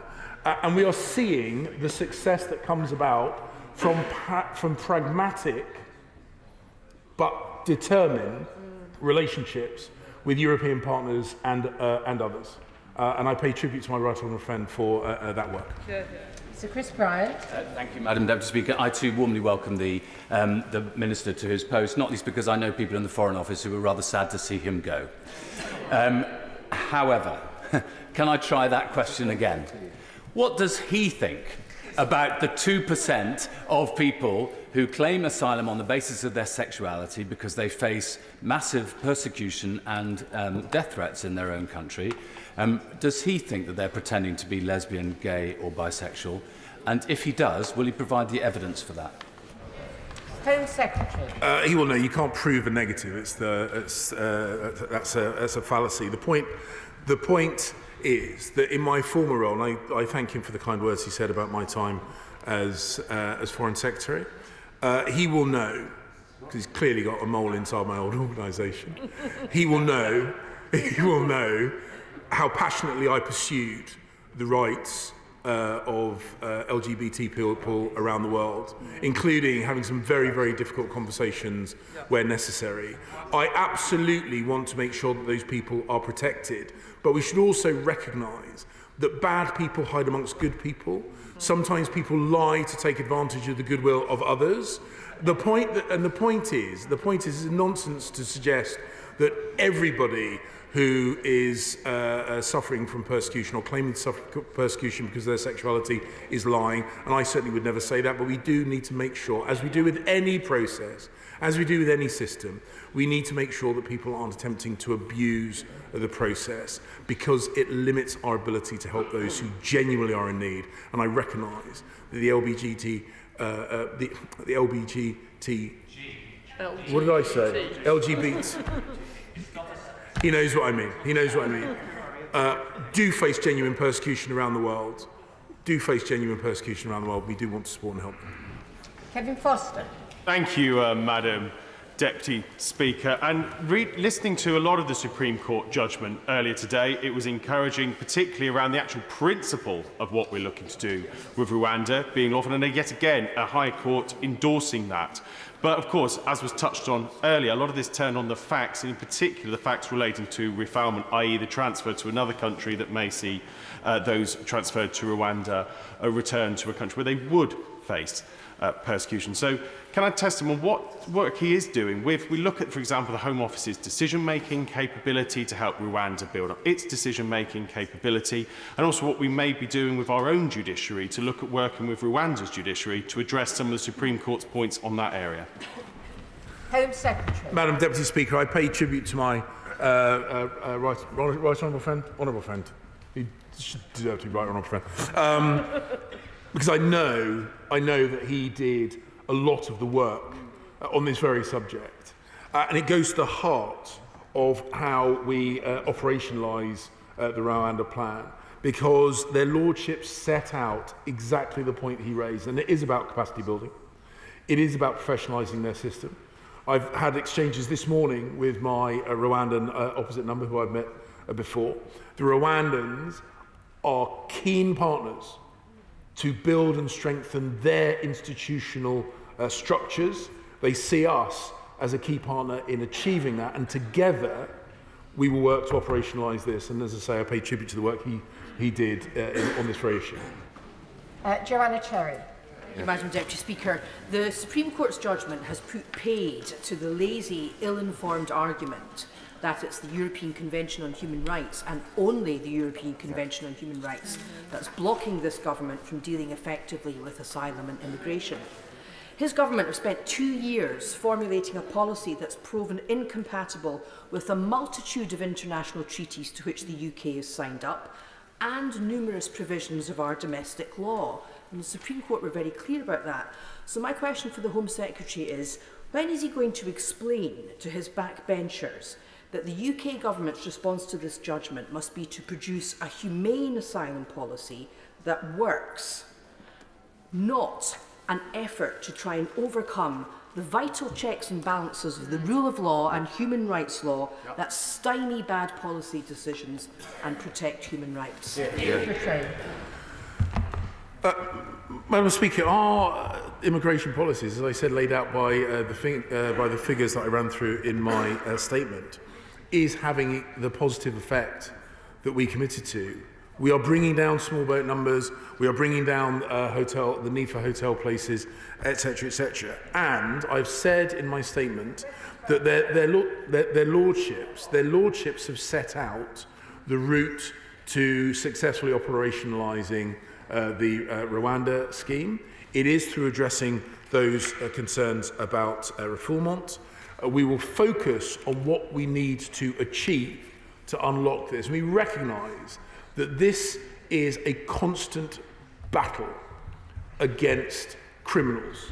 And just with all constant battles against criminals, we focus on what's effective and what's right. The lordships have set out exactly what that is, and that's what we will focus on. Sir Ian Duncan-Smith. Madam Speaker, can I welcome my right honourable friend genuinely to his place in the dispatch box. A believer in speaking softly and carrying a big stick is always a very good way of behaving. Can I say to him that... no reference.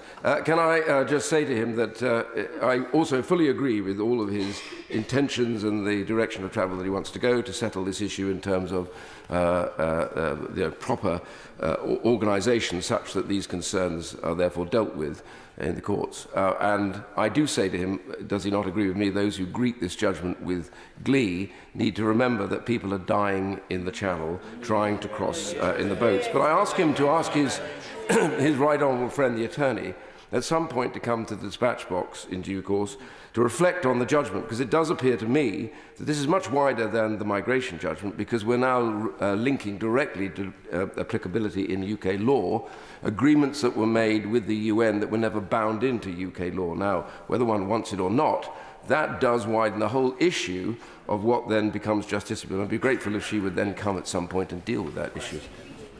Home Secretary. I once again thank my right honourable friend for his kind words, and and my focus in this role is making sure the department is highly effective in protecting the British people and protecting our borders. It's not about trying to look tough, it's about trying to deliver for the British people, and that will be my relentless focus. The Attorney General, my right honourable friend, reminds me that her advice, like all very good in-house lawyers, is limited to the client, which is Her Majesty's Government. But I have no doubt that I can persuade her to meet in a private basis with my right honourable friend. Stella Creasy. Thank you, Madam Deputy Speaker. And I want to welcome the Home Secretary to his new role. I'm sure he would want to join with me expressing gratitude to all those in our public services who came here as refugees and make such a fantastic contribution to our country. At the heart of this case are a series of asylum seekers, one of whom I know has been confirmed as a victim of trafficking. He's been stuck in an asylum hotel since May 2022. As yet, the government has not even begun to look at his claim for asylum. So can the Home Secretary tell us when his department will actually begin to process the claims of these people and actually get on with finding out whether or not they are illegal asylum seekers, or is he just going to continue with the charade that he can make Rwanda workable? Secretary. I don't have details of the individual case that she raises, so I can't comment on the specifics of that. But I will remind her and the House that as part of the Prime Minister's 10-point plan, reducing or eliminating that historic backlog of case files was a commitment. At the start of this process, it stood at 91,000, and it has now been reduced to less than 30,000. So we are delivering. So we are delivering on our commitment to work through that backlog of cases. It was one of the areas. It was one of the areas that we committed to. We are delivering on it, and we will pursue all the elements of our plan. I would urge colleagues to be brief in their questions so that the Home Secretary can be brief in return, because we have a very packed agenda today and I want to make every effort to get everyone in. Sir Simon Clarke. Thank you, Madam Deputy Speaker. I should add my own congratulations to the Home Secretary on his new role. The key word, it seems to me, is time today, because we cannot keep relitigating this question to achieve what seems to be an ever-moving target in terms of what the courts want us to achieve. Our constituents sent us here with a very clear message to sort the small boats issue. Parliament has passed legislation to sort this issue. Can my right honourable friend be specific as to the point at which the attempts by the government to recondition the agreement with Rwanda into treaty form will elapse, and a notwithstanding clause of the kind that my honourable friend from Harborough has set out will become the only tool by which we can actually ensure that the will of this House takes effect, because we cannot allow this cycle to continue indefinitely. I did just say brief. I'll just remind people of that. Home Secretary. Madam Deputy Speaker, I listened very carefully to my right honourable friend's comments. We are absolutely determined to maintain the deterrent effect of the Rwanda scheme.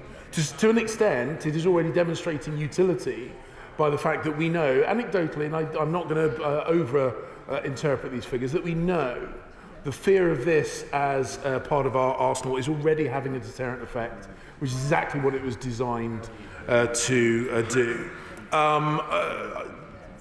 National governments can't just vote themselves out of international commitments, and they are things I recognise as a former Foreign Secretary are incredibly powerful tools as we try and do good around the wider world. But I give him this commitment. We remain relentlessly focused on making sure that we continue to drive down these small boat crossings using the full range of capabilities at our disposal.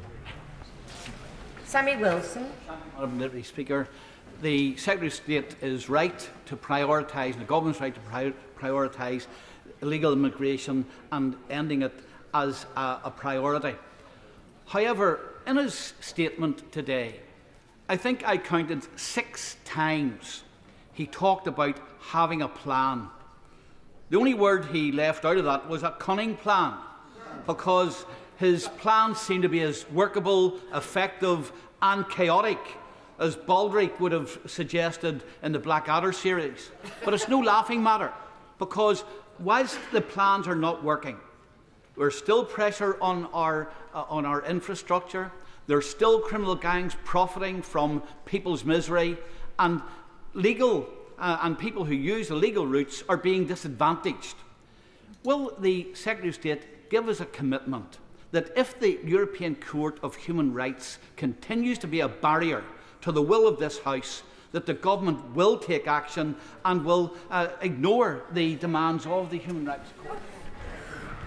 Madam Deputy Speaker, the honourable gentleman I have a huge amount of respect for. He knows that. I know he believes that. One of the points that I took from the judgment today is it's not just about the ECHR. Their lordships set out a number of international commitments that we have made, but they also set out what we need to do to get the Rwanda plan up and running, and it's on a very specific legal point, which we are already in the process of addressing.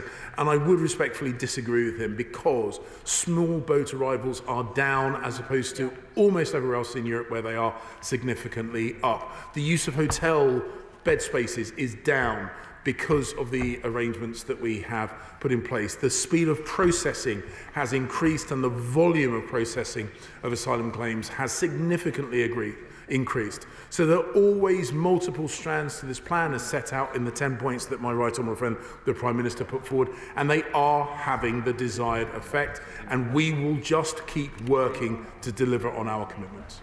Damien Green. Deputy Speaker, does my right honourable friend agree that one of the glories of our parliamentary democracy is that governments have to obey the law the same way that individual citizens or corporations have to obey the law?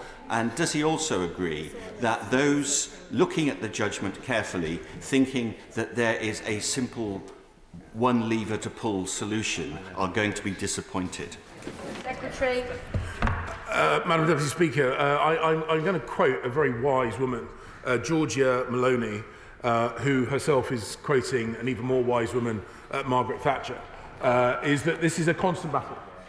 This is a constant battle, and in that battle, both domestically and internationally, one of the real strengths, and I saw this as Foreign Secretary, one of our real strengths on the international stage is that when we speak, when we demand other countries abide by the rule of law, we are taken seriously because of our posture on this. And we will continue to ensure that we abide by the rule of law, while simultaneously, and we have proven we can do both, while simultaneously delivering on the commitments we made to drive down illegal migration and stop the boats. Chio Mora. Thank you, Madam Deputy Speaker. I would like to welcome the Home Secretary to his new position. 1/5 of my constituency casework comes from his new department, and it is a catalogue of human misery. Just one very brief example from the hundreds I could give. Asylum application made December 2020. Interview November 2022, still waiting for a decision, has 2 young children, has twice attempted suicide, a huge cost to them, the NHS and the police. Will he just get a grip and stop making magical thinking and just fix his department and the asylum process? Madam Deputy Speaker, I completely sympathise with the frustration that her constituent must feel, and it's reflected in the frustration that I detect in her question. But I remind her and the House that we never claimed that the Rwanda deal was the totality of our response to this issue. We made a commitment to increase the speed of decision making and drive down the backlog, and we have demonstrably done that. Dr. Caroline Johnson. Thank you, Madam Deputy Speaker. My constituents are disappointed by the judgment today, but will be heartened by the government's commitment to stop the boats. But they're impatient. As the government threatens to take over RAF Scampton, they're impatient that the boats are stopped as soon as possible. I understand his plan is to upgrade the treaty with Rwanda.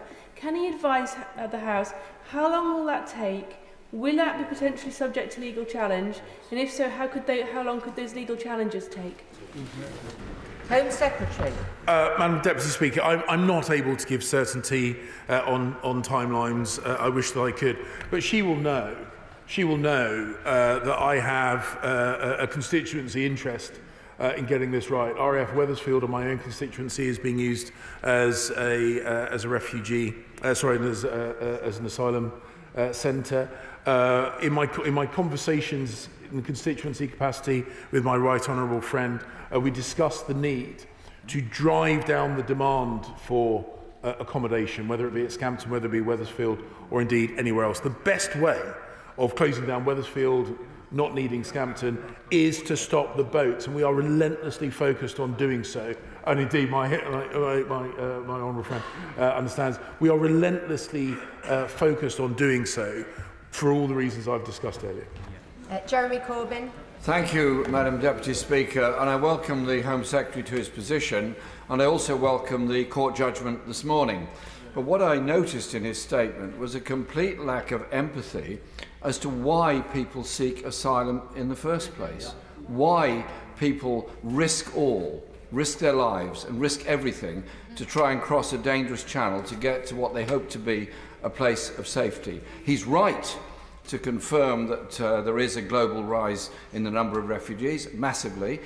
Shouldn't all governments be working together to address the causes of that, the poverty, the wars, the human rights abuses, and all of those issues? And will he confirm that this country will not walk away from the very important advances made over the last decades by the existence of the European Court of Human Rights to improve human rights, not perfect, but improve them all across Europe, including in this country? Home Secretary. Madam Deputy Speaker, the right honourable gentleman tempts me to refer back to my previous role as Foreign Secretary, and I can assure him and the House that a huge part of the work that is done by the Foreign Commonwealth and Development Office are on exactly those issues, addressing climate change so that rural farmers in the developing world have crops that they can grow, sell and eat, reducing the risk of conflict, of persecution. We are addressing the drivers, but the idea that somehow we can uninvent illegal migration, I have to say to the right honourable gentleman, is naive beyond belief. So we do have to also address the fact that people are abused by criminals, they are used as a product to smuggle, and we have to break the business model of the people smugglers, as well as addressing the issues that drive people away from the countries that they originated. David Jones. Speaker, may I add my voice to the general welcome to my right honourable friend. He's told the House that his department had anticipated the decision of the Supreme Court that was announced today. That being the case, can he tell the House if he's made an assessment as to whether legislation will be necessary in order to remedy the problems that have been identified? And if so, when would he anticipate being in a position to introduce that legislation? Home Secretary. I can assure my right honourable friend that as a thoughtful and proactive department, the Home Office, and I can't claim credit for this because much of this work was done before my arrival, but of course the department looks seriously at the range of potential outcomes from this judgment. We have already set in place the work to turn the MOU into a treaty, thus by addressing some of the concerns of their lordships. And the Prime Minister and I have both made it clear that if there needs to be legislative work domestically in order to ensure we do this, we are unafraid of putting that forward. Clive Efford. Madam Deputy Speaker, I know from my recent visit to Culve School that they will welcome their former pupil to his new role, as I do. Can I urge him to resist calls from people on his own benches to remove us from the Convention on Human Rights? Because if we were to do so, a serious criminal or someone who means us harm, such as a terrorist, so someone suspected of terrorism, who seeks to hide overseas, could legitimately claim that their human rights could be violated if they were extradited back to the UK if we were outside of that convention. How is that taking back control of our borders? Madam Deputy Speaker, I thank the honourable gentleman, and I'll take the opportunity to go back to my old school and get their congratulations directly at some point in the future. I'll let him know, of course, that I'll be treading in his hallowed turf. Well, the point is, he invites me to be distracted, and I refuse to be distracted.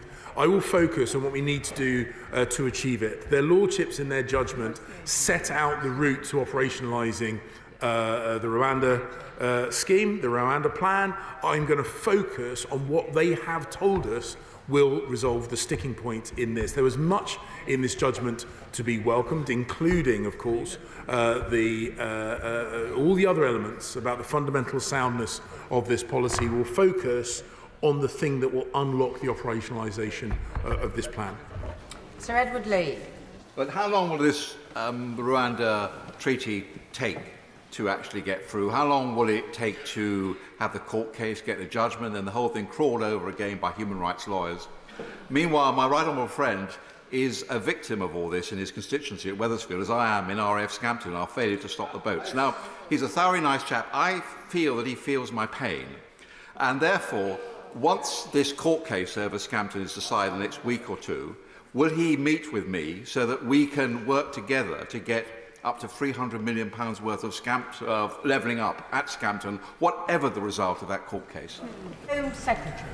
Madam Deputy Speaker, I'm always delighted to meet my honourable friend. He will know that, of course, I'm now in a position where I have to be careful in terms of the commitments I make, certainly about RAF Wethersfield. I do not intend to abuse my position as Home Secretary, but what I am absolutely committed to do is to drive down the need for RAF Scampton, RAF Wethersfield, just as we have driven down the need for hotel accommodation. I am absolutely committed to that, but of course I will meet him. We do need to speed up if we're going to get everybody in. Claire Hanna. Warmly welcome the Minister to his new role. The UK is absolutely entitled to create a bespoke policy, and he referred to his constructive work with Albania. But does he understand, unlike his predecessor, that policy must be compatible with facts and the law, that it should focus on the chaotic processing he has inherited and funding the public services that he says are under pressure? And can I confirm that he also acknowledges that the ECHR is a fundamental cornerstone of the Good Friday Agreement, and that abandoning it would not be compatible with the government's commitment to Northern Ireland? Home Secretary. Once again, the honourable lady is asking me to comment on something in parallel to the things that I set out, but my commitment to her and the House is we are going to focus on the things which will unlock this strand of our work. I can give her, I can't give her, or indeed anyone else in the House, guarantees of timescales, but we are already being effective on processing, on driving down the need for hotel accommodation, on speeding up the decision making, all of which are part of the basket of activities which are helping us be a positive outlier when compared with our European partners. Sir William Cash. Thank you, Madam Deputy Speaker. There is a lot of tinkering going on here. Actually, the real problem is parliamentary sovereignty, and the rule of law, which my right honourable friend referred to, is at the heart of this. If the law is clear and express and used in notwithstanding provision, it will deal with all the matters, as I did in an amendment a few years ago. The further point, if I may say, before the Attorney General jumps in, is to say that if we get the law right, we can then deal with what is effectively an international problem, and at the same time distinguish between economic illegal migrants and the proper refugees. Madam Deputy Speaker, I would caution the House grasping for silver bullet solutions. Sometimes the most effective government policy is just focus and graft. And I can assure the House, the Home Office, the ministers within it and the officials will be relentlessly focused on just the daily work that needs to be done to address this issue. We, of course, will look at what changes we need to make to operationalise the Rwanda scheme, but I would urge against people grasping for silver bullet solutions. They rarely are effective. Kerry McCarthy. The Rwanda scheme is callous, inhumane and ineffective. One might say the same about the former Home Secretary, and that's why I welcome the new Home Secretary to his post on the grounds that he couldn't possibly be any worse.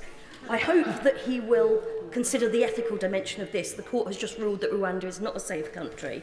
But even if he doesn't he simply agree that it is not workable, it is not a good use of money, it will take a huge amount of effort to get to a place when anyone gets sent to Rwanda? Aren't there much better ways of pursuing this issue and destroying the small boats model? Home Secretary. Again, it's easy to criticise. It's easy to criticise ineffectually, and this is what I sadly hear from opposition benches far too often. No credible alternatives, just criticism. And the point is, we are pursuing a number of work streams which are already proving to be effective, which is why our numbers are going down at a time when almost all, indeed all of our European partners, are seeing illegal arrivals going up. So, we will continue working on multiple strands. We will continue pursuing the Rwanda plan, and at a point in time when the Labour benches finally decide to vote for something rather than against something, we will listen. But that day hasn't happened yet, and I am not suspecting it's going to happen anytime soon. Let's get briefer. David Simmons. Deputy Speaker, I warmly welcome the tone and the content of my right honourable friend's statement. Does he agree with me that in addition to the commitment to the ECHR, which is very much treasured by the settled refugee communities in my constituency, that this is an opportunity to reinvigorate the work with France, which has done so much to bear down on those numbers of small boat crossings in the way that he's described? Home Secretary. I can assure him and the House that we are doing extensive work with France. I once again pay tribute to my right honourable friend, the Immigration Minister, and it is working. This is the point, it is working, and therefore we will continue to pursue it. Thank you. Chris Stevens. Deputy Speaker, could the Home Secretary please answer the question from Honourable Friend for Glasgow Central? When are we going to get a meeting of Glasgow MPs with the Home Office to discuss those successful refugees who have been granted status? And can he say more widely what discussions he's having with local authorities across the UK on rehousing successful refugees? Home Secretary. My understanding is the officials from my department meet regularly on these issues. If there are specific cases, please bring them to my attention. Neil O'Brien. Madam Deputy Speaker, I welcome my honourable friend to his place, and I welcome his comments on the unfairness of illegal immigration for those who have come here legally. But the Supreme Court's verdict this morning is extremely comprehensive and reveals not just one obstacle but multiple obstacles to deporting people from this country. And if we want to deter the small boats, we need to be able to remove significant numbers of people extremely quickly. Given the comprehensive nature of this judgment this morning, can I encourage my right honourable friend against an incremental approach? It's clear from this ruling that we need to do something stronger now. We chose in the IMA not to take notwithstanding provisions. I think we do need them now. Secretary. I hear the point he makes about a powerful deterrent. We are absolutely committed to that. But I do say again, there are, in circumstances challenging as this, there are very rarely, and in my whole time in government and in politics, I've never once yet come across a silver bullet solution. We have to pursue all our lines of effort, and I give him my assurance we will continue to do so. Hal Williams. Madam Deputy Speaker, wouldn't the money wasted on the Rwanda plan have been more usefully spent on massively improving the application process to reduce illegal immigration and establishing safe and legal routes to reduce the number of small boats? Home Secretary. Madam Deputy Speaker, I'm wondering whether the microphones are working. There has been a tenfold increase in the pace of asylum processing this last year. We are increasing it. They are not mutually exclusive. We are doing all of them. Graham. Madam Deputy Speaker, great to have the Home Secretary in his new role and to hear his confirmation that small boat arrivals are down not just by a fifth but now by a third, and his confirmation to find a treaty to resolve the remaining legal issues on the Rwanda deal. Will my right honourable friend also encourage his officials to share the data on asylum applications that are over a year old, so that with members of Parliament, so that we can prepare with our local councils housing solutions in advance? Secretary.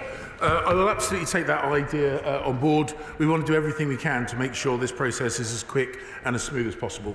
Hannah Bardell.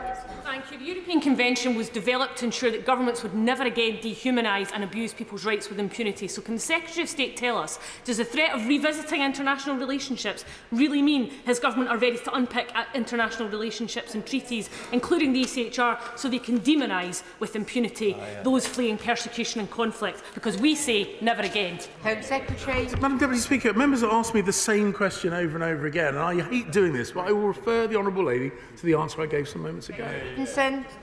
Deputy Speaker, I welcome my right honourable friend to his new role, and I agree with him. Today we saw the opposition mask slip. They have no wish to tackle this, but that's not surprising when their policy is to pass the numbers decision to the Leader of the Opposition's mothership in Brussels. My constituents are absolutely fed up, and they want, could he speak directly to them and address their concerns? Nothing will be off the table to get this sorted quickly. The benches opposite are devoid of ideas. They criticise, but they put nothing forward. Their best plan is to do a list of things that we are already doing, but objecting to other things that we are going to add to that basket of tools. That is why I can reassure her and her constituents we, unlike them, will remain focused on serving the British people, stopping the boats. Stephen Farry. Thank you. Back to the issue of the European Convention on Human Rights. So the Home Secretary has not been clear on this point. Does he recognise that if the UK was to renounce the Convention or tamper with it, it would undermine the Good Friday Agreement, particularly around human rights and policing and justice? It would also undermine the policing and justice cooperation aspect of the Trade and Cooperation Agreement and leave the UK in the company of Belarus and Russia. Home Secretary.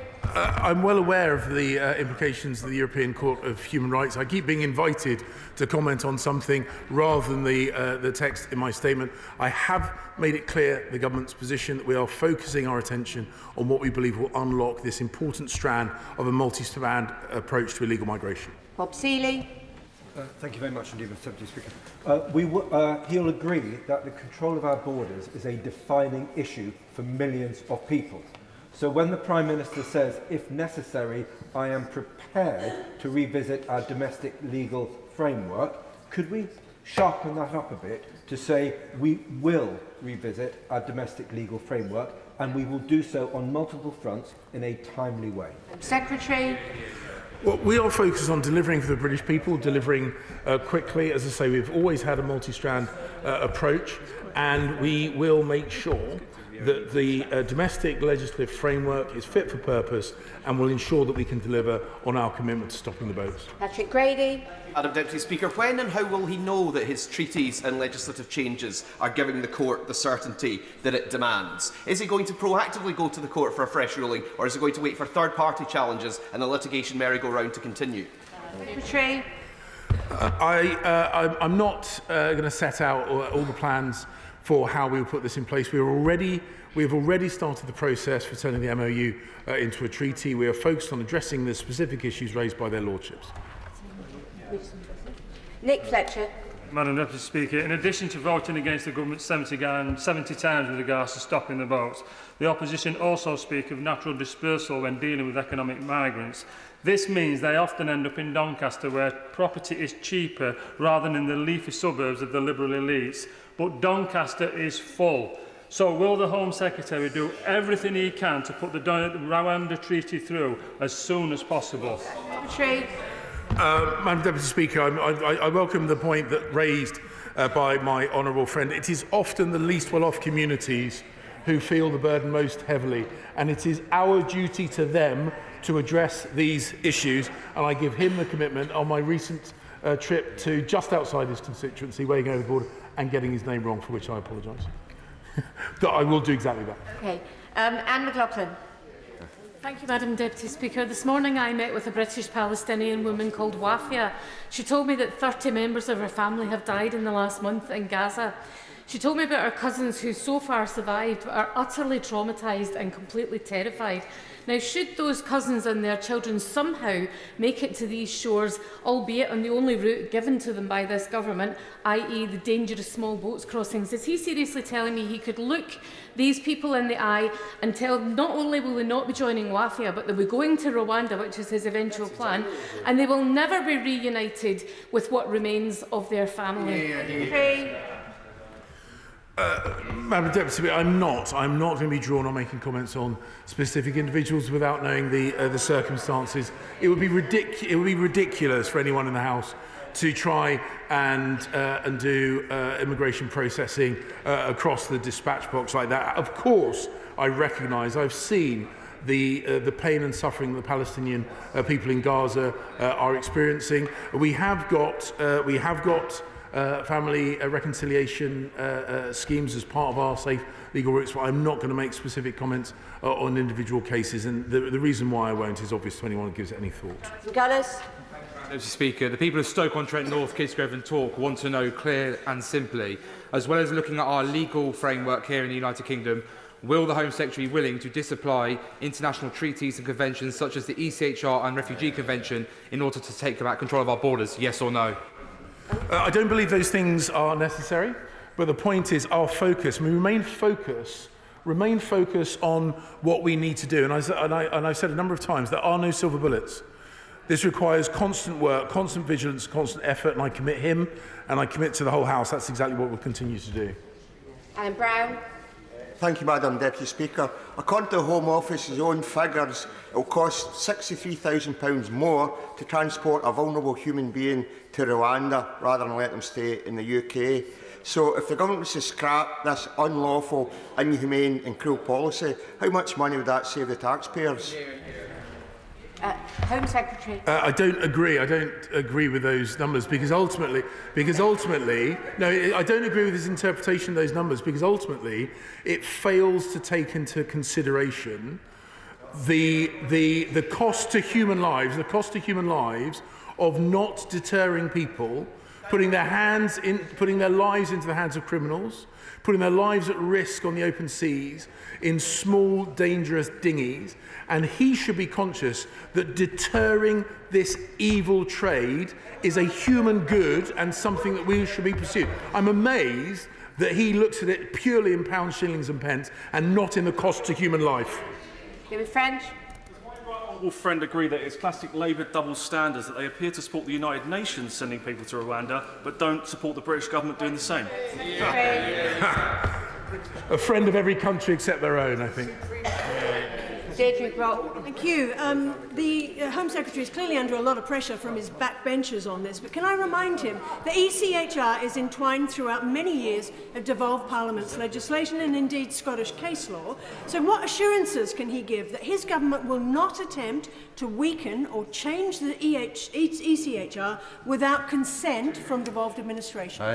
Home Secretary. Well, with regard to amendments, when I was Foreign Secretary, I made the point that if you want to preserve institutions, they need to evolve. So nothing should be caught in aspic or frozen in amber. But ultimately, once again, she asks me to be distracted from our core effort, which is delivering on our multi-strand approach to attacking illegal migration. I refuse to do so. Greg Smith.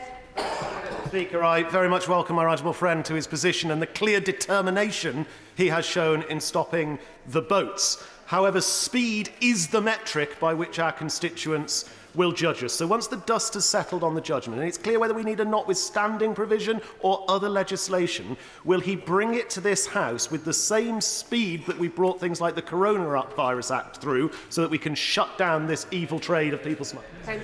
My honourable friend makes an important point. My commitment, which is absolutely echoed by the Prime Minister, is that we will, of course, look at our domestic legislative framework. We will take action.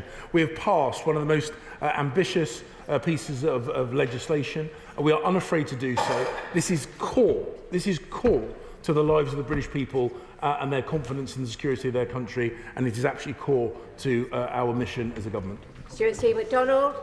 Madam Speaker, what the Home Secretary is ultimately arguing for is a system whereby rich Western countries get to pack off asylum seekers and refugees to poorer countries that already bear a vastly disproportionate share of responsibility for sheltering refugees around the world. There is zero evidence that this will work. An abundance of evidence of the harm that it does to the individuals caught up in it. Isn't the point that it's not just illegal, but it's immoral and impracticable?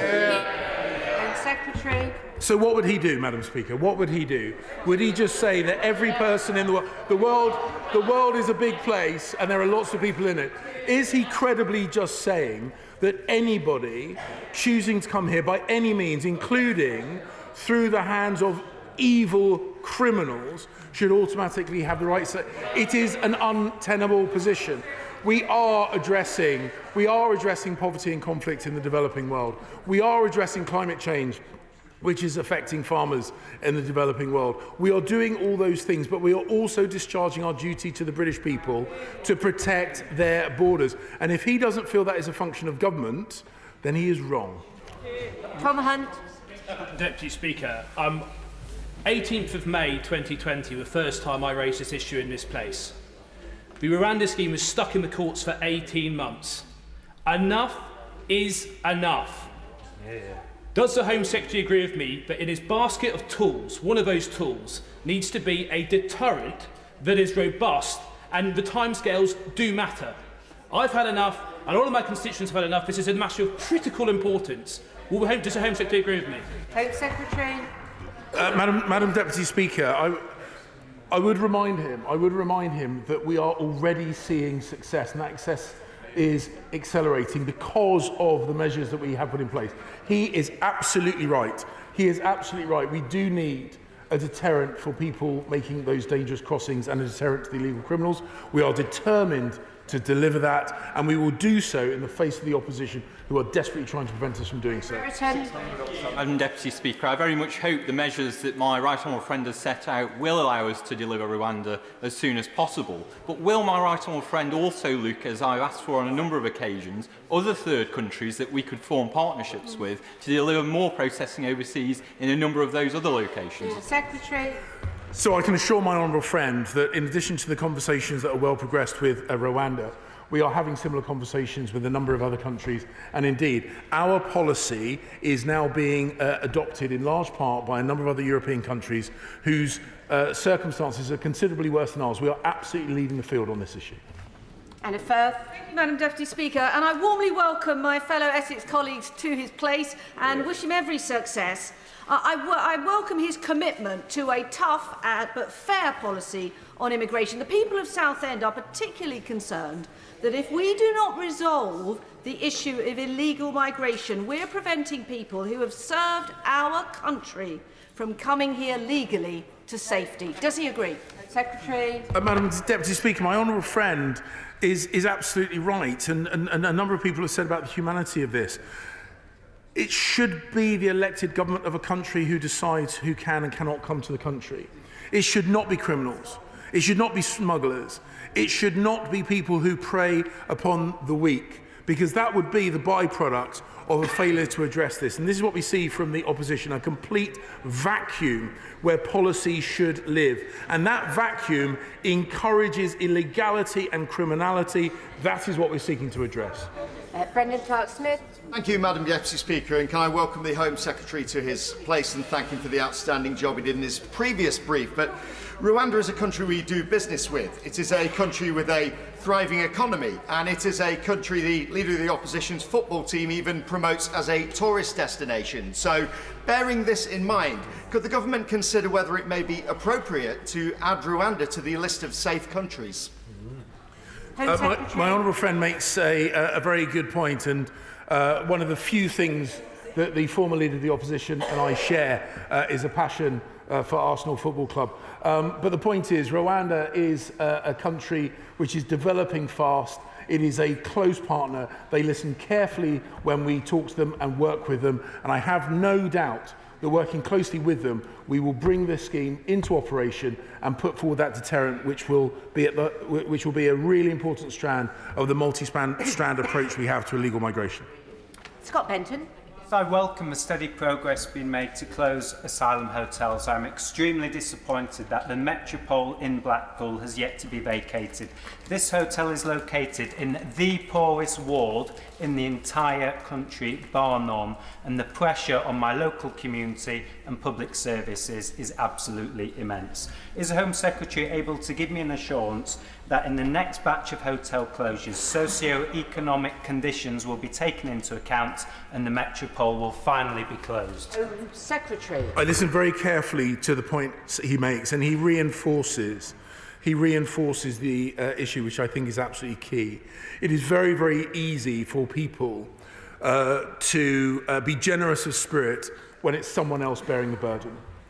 and the people in his constituency, the people in the immediate neighbourhood of the Metropole Hotel, as he said, are not wealthy people, and they are the ones disproportionately bearing the brunt of illegal migration, which is why we are absolutely committed to help them and the other people like them around the country by getting a grip of this evil trade and stopping the boats.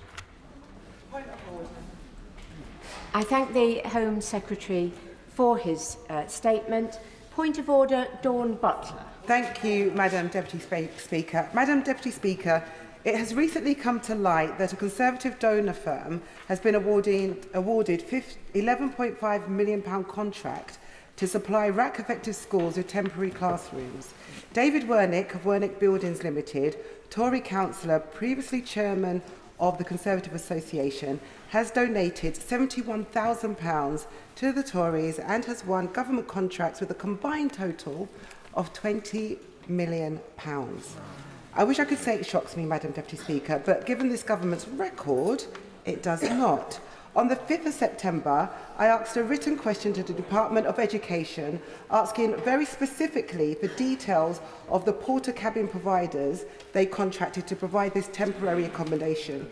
I stated clearly that I wanted the names of the firms contracted. In the reply, the member for Wantage, on behalf of the department, failed to provide a substantive and specific answer to my specific question. It is not acceptable, Madam Deputy Speaker, for ministers to reply with obfuscation and avoidance, and I am increasingly concerned that this is becoming the norm in response to parliamentary questions. So, Madam Deputy Speaker, I seek your advice on how members can ensure that in future we get clear, concise and correct responses from the government. Well, I'm grateful to the Honourable Lady for giving me notice of her point of order.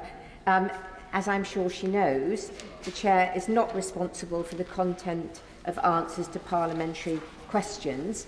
Mr Speaker has always made clear that he does want as much transparency and accuracy as possible. The Honourable Lady is fortunate that I believe the Minister would like to make a further, raise a further point of order to that point of order. Minister. Thank you, Madam Deputy Speaker. I was just going to respond to say that I don't know anything about the first point, but on the second point about the companies, I'll ask my honourable friend, the Schools Minister, to write to her and explain which companies are doing that. Thank you. Okay, so I think basically the Minister has said he's going to provide some further information. I'm sure that if the Honourable Lady does not find that satisfactory, she will come back. But if she wishes to make a further point of order... Just very quickly, I thank the Minister for that response. If he could please provide whether there was any competition before the award of the contract, that would be really useful. Thank you, Madam Deputy. Okay, I suggest what we don't do at this point is to get into too many details about what is going to be in this response. But I think we've started the ball rolling, so we will await that information to be supplied to the Honourable Lady. And the Treasury bench will have heard what I said about accuracy and transparency. Thank you. Thank you. We'll leave it at that. Order, order. I have an announcement to make about the election of the chair of the Backbench Business Committee. Nominations closed at 1 p.m. for the position of chair of the Backbench Business Committee. Only one nomination has been received, so there will not be a ballot. I congratulate Ian Mearns on his re-election. Thank you. The clerk will now proceed to read the orders of the day. King's Speech. Motion for an address. Adjourned debate on question. Now. I inform the House that Mr Speaker has selected Amendment R in the name of the Leader of the Opposition, which will be moved at the start of the debate, and Amendments H in the name of Stephen Flynn, the Leader of the SNP, and K in the name of Sir Ed Davey, which will be moved at the end of the debate. Sir Ed Davey, Leader of the Liberal Democrats. The question is that an humble address be presented to His Majesty as on the order paper. Colleagues will know that there is significant interest in the debate, so they should expect a very early time limit, if not immediate. That is likely to be 5 minutes, so I want to give warning of that so people can adjust their speeches accordingly, or if they don't wish to speak, to let me know. Question is that an humble address be presented to His Majesty as on the order paper. I call Shadow Home Secretary Yvette Cooper to move Amendment R. Yeah. Thank you, Madam Deputy Speaker. When the Prime Minister opened the King's Speech debate just 8 days ago, we had all this briefing about how it was a Rishi reset moment. So much of a flop was it that, having made promises just 8 days ago about the changes his government would deliver, now he's talking about the changes to his government instead. Another reshuffle, another Rishi reset, not change, just more of the same chaos. We remember his conference claim that he was rejecting decades of failure, including the last 13 years of Tory government. And just a month later, he's brought back one of the main Tory architects, the former Prime Minister who cut 20,000 police officers, brought in the bedroom tax and austerity, pushed working families and children into poverty, and it is a sign of the state of the Tory party that the Prime Minister who did all that is now suddenly seen as a moderate. And instead of a government focused on the problems facing the country, the cost of living crisis, record NHS waiting lists, rising town centre crime and serious violence, what we've got from them is just more of the same Tory psychodrama and chaos. Because in the last 7.5 years, we've had 5 Prime Ministers, 6 Chancellors, 7 Health Secretaries, 7 Foreign Secretaries, 8 Home Secretaries, and I think I counted right. 8 Justice Secretaries. It has been a struggle to keep count of the changing Justice Secretaries. 8 Home Secretaries in less than 8 years, and even worse, 2 of them were the Right Honourable Member for Fareham. So unsuited for the job of Home Secretary, she was sacked twice. Once for breaching security rules in government, the second time for undermining security on our streets, attacking the police and undermining respect for decisions they take in the run-up to a difficult weekend, ramping up division around remembrance and making it harder for the police to do their job. Things no other Home Secretary would ever have done. And it shows how little this Prime Minister cares about our security at all, that he was prepared to reappoint her, to defend her and to follow her wherever she led, and now we know why. Because the dodgy deal he denied last year is now laid bare in the former Home Secretary's letter. Here's what she says. Despite you having been rejected by a majority of party members and thus having no personal mandate to be Prime Minister, fair point there, this was a document with clear terms to which you agreed in October 2022 during your second leadership campaign. I trusted you. Well, obviously another sign of her poor judgment. A deal that made him Prime Minister and made him make her the most unsuitable Home Secretary this country has had. And so, Mr. Speaker, when the Conservatives published their latest crime and justice bill, which has measures in it to tackle antisocial behaviour that Labour called for, I was going to make the point that they've no ideas of their own and they are just following Labour's lead. But I have to concede Members opposite, in fact the Tory party in general, are definitely the experts on antisocial behaviour. The former Home Secretary is throwing rocks and stones. The new Conservative group is making dark threats, going round the parliamentary Tory party, nuisance begging for no confidence letters in the Prime Minister.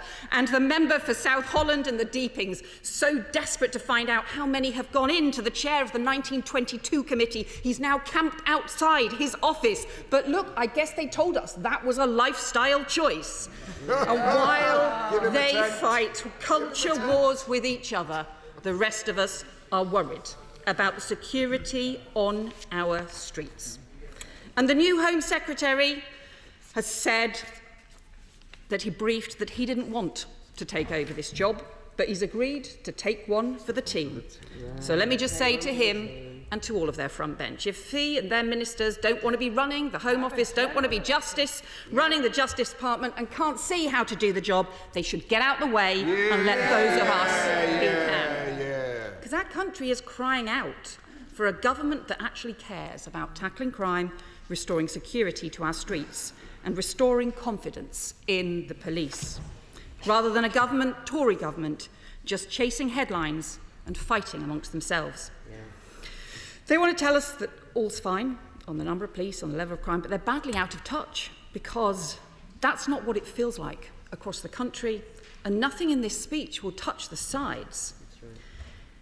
We've got 10,000 fewer neighbourhood police on our streets. Half the country say they never see a bobby on the beat. Knife crime up by 70%, devastating young lives. Persistent violence against women and girls across our country. And that is the Conservatives' abysmal legacy on law and order. So Labour has set out a mission on crime to halve serious violence, including knife crime and violence against women and girls, to reverse the catastrophic collapse in the proportion of crimes solved, to rebuild confidence in the police and criminal justice system, getting 13,000 more neighbourhood police on the streets and tackling town centre crime. But what do we have in the King's speech? The Crime and Justice Bill includes measures Labour called for long ago, but it doesn't tackle enough of the serious problems our country faces or make up for the damage that's been done.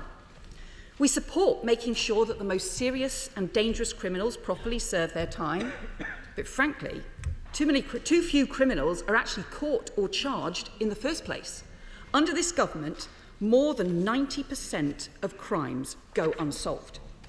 And if you commit a crime in this country, the chances of you being caught and punished are less than half what they were under the last Labour government. That is the scale of collapse in law and order under the Tories. So on knife crime, the measures go nowhere near far enough. On violence against women and girls, I'm really concerned. Nothing on spiking, nothing serious on stalking, nothing to turn around the woeful fact that 98% of rapists avoid charge. And the government's sentencing proposals may mean that thousands of domestic abusers whose violence is escalating may actually be let off jail. And there is nothing at all on town centre crime. Shoplifting is up a shocking 25% in a year. Assaults on shop workers tripled during the pandemic and haven't gone down again. This week is Freedom from Fear Week. And I want to thank USDOR and the British Retail Consortium for the work that they are doing to stand up for staff safety and to shine a light on the disgraceful way people are being treated just for doing their jobs. But why isn't the government listening to them? And Labour is. We will change the law, and we will be putting amendments down to the Crime and Justice Bill to ditch the ridiculous £200 rule that stops action being taken against repeat shoplifting gangs, and to bring in a proper new offence of assaulting shop workers, because everyone has the right to feel safe at work. And Mr. Speaker, Madam Deputy Speaker, on issues around national security, on some of the core issues that affect the safety of our nation, we've had in the past broad cross-party consensus. We've worked together in that spirit, and Labour will always stand ready to do so. Security Minister and Shadow Security Minister have done so before, and that is the spirit in which we will work on the National Security Bill. It's also the spirit which we would always have expected to approach the operational independence and impartiality of British policing. The last Home Secretary did undermine that. I hope the new Home Secretary will be able to restore it, because this is too important for us to disagree on.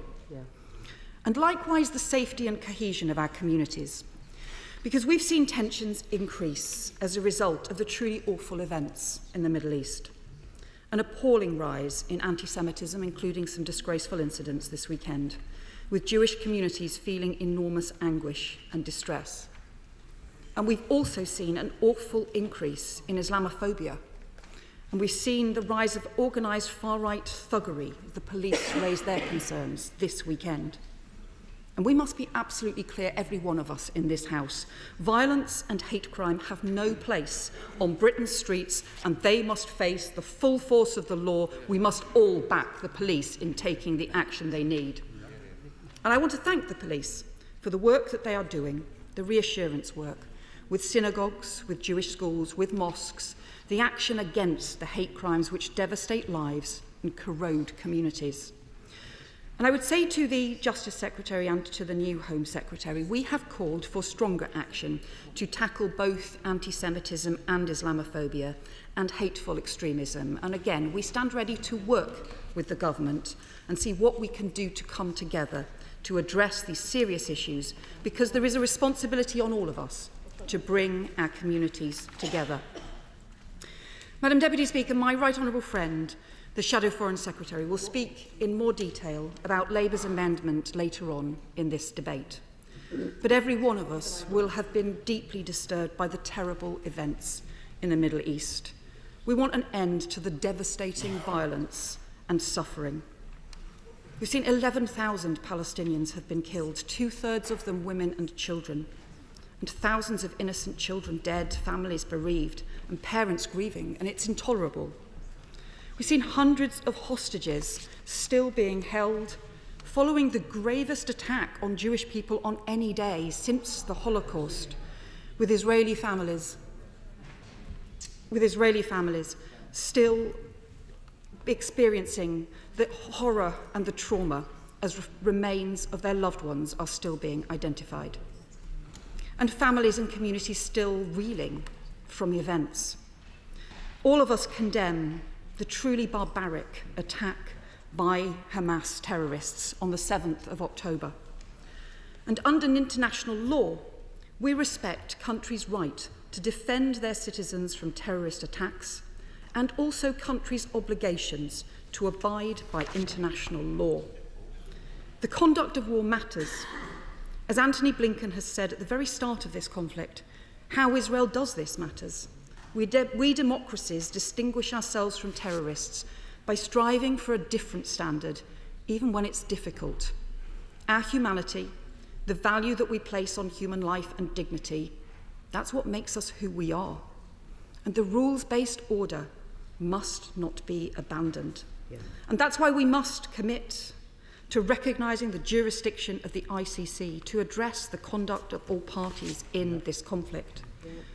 But it's also why we need an urgent suspension of hostilities, not just a short pause, but as my right honourable friend, the Shadow Foreign Secretary, has set out, the time and space to get in fuel, food, water, to rebuild vital humanitarian infrastructure, to protect aid workers who are losing their lives on a scale we have never seen before in conflict, to put in place protection for civilians, and to negotiate hostage releases, and to work towards a full cessation of violence and enduring peace so that lives can be saved and this intolerable suffering can end. And we know that requires immense and complex diplomatic work. It isn't easy. We have words on a page that we will talk about voting on today, but all of us know it's not the words on the page that's how this will be achieved. It will be achieved through step-by-step intense diplomacy and pressure that recognises how difficult this is when Hamas are refusing to agree to stop rocket attacks and their pledge again to repeat the attacks on the 7th of October. And we recognises too that hostages are still being held but we still have to make urgent diplomatic progress. We still have to do what we can right now to save lives and to make progress in getting hostilities suspended, especially so that humanitarian action can be taken. And we recognise too that the only way forward is a two-state solution with a secure and safe Israel alongside a secure and sovereign Palestine.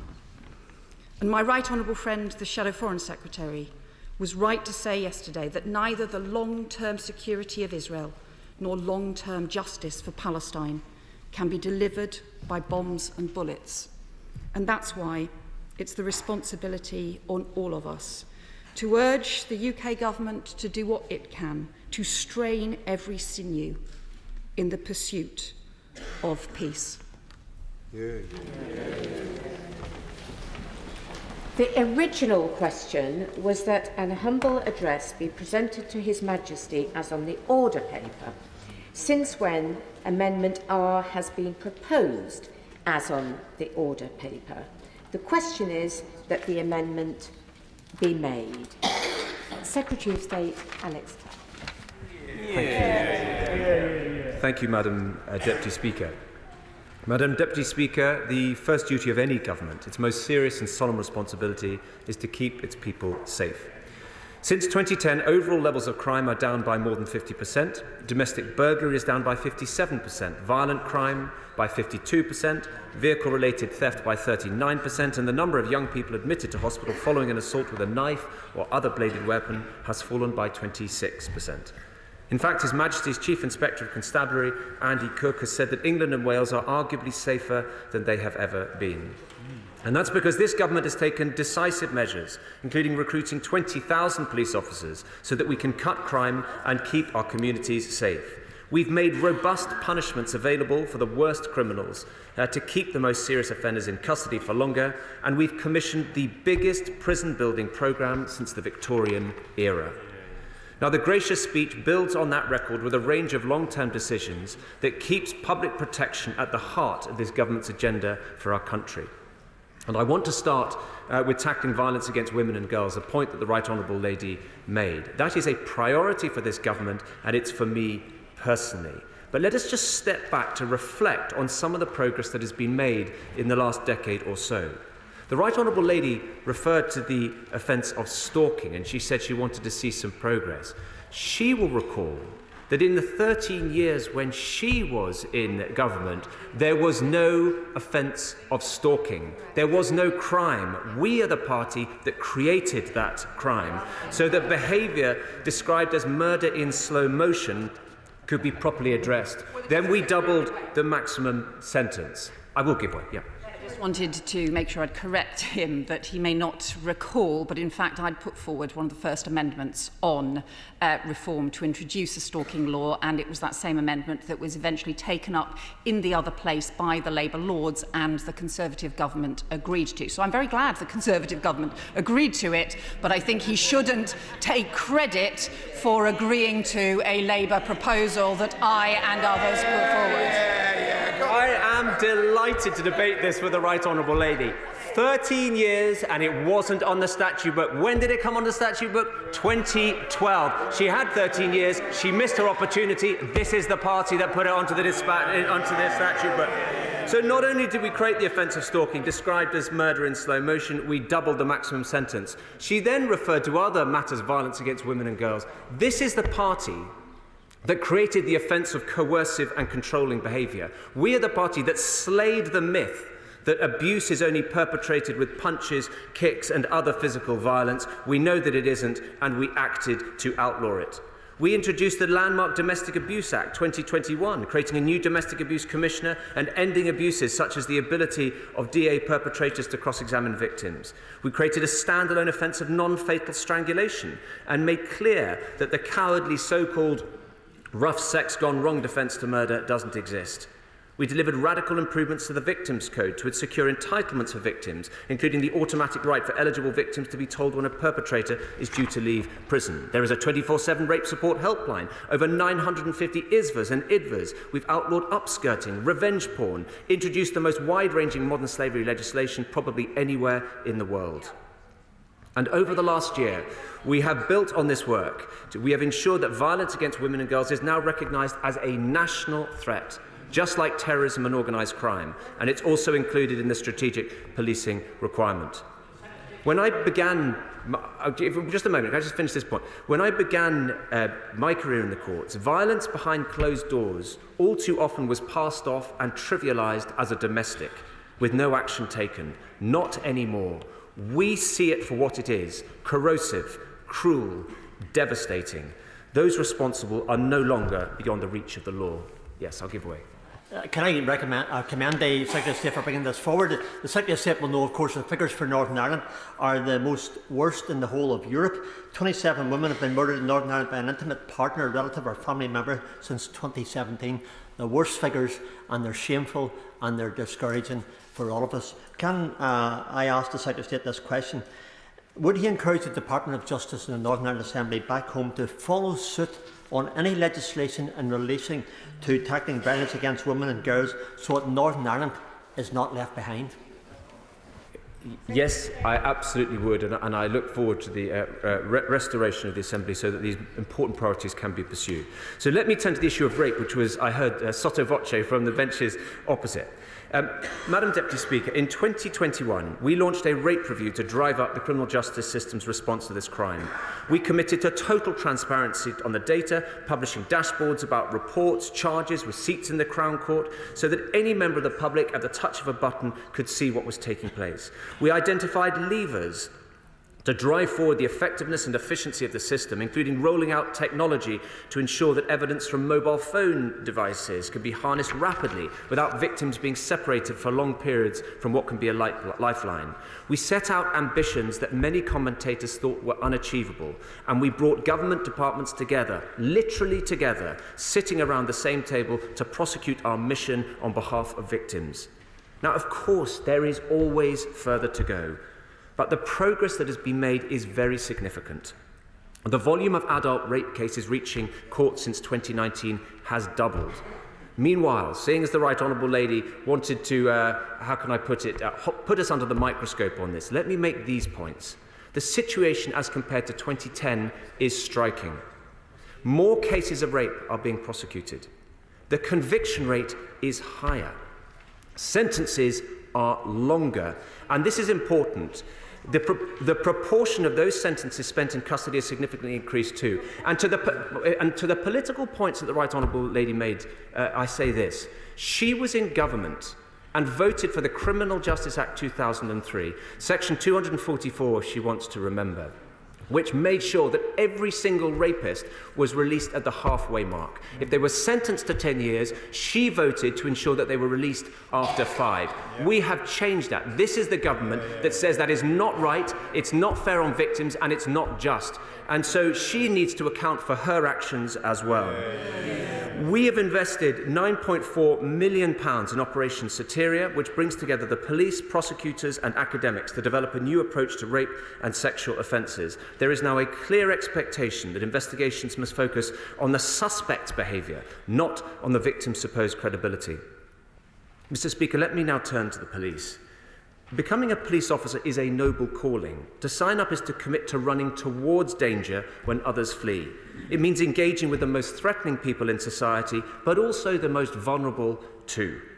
That demands judgment as well as skill and integrity.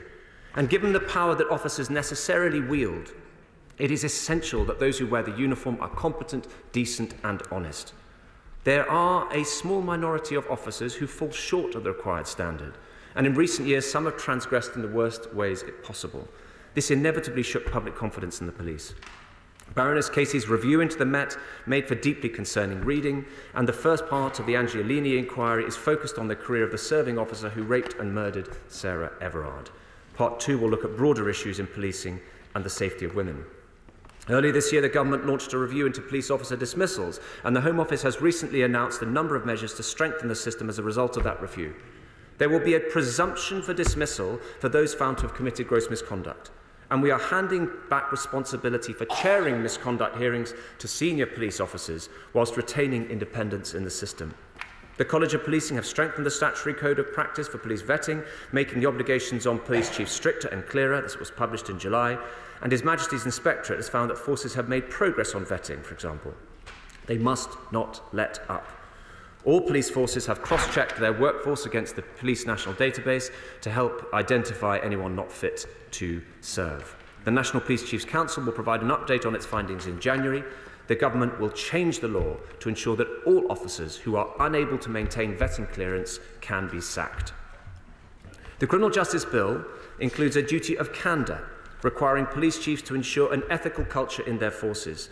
And in August, the previous Home Secretary wrote to policing leaders asking them to outline their plans to increase visibility and confidence in local policing and to report back progress by March next year.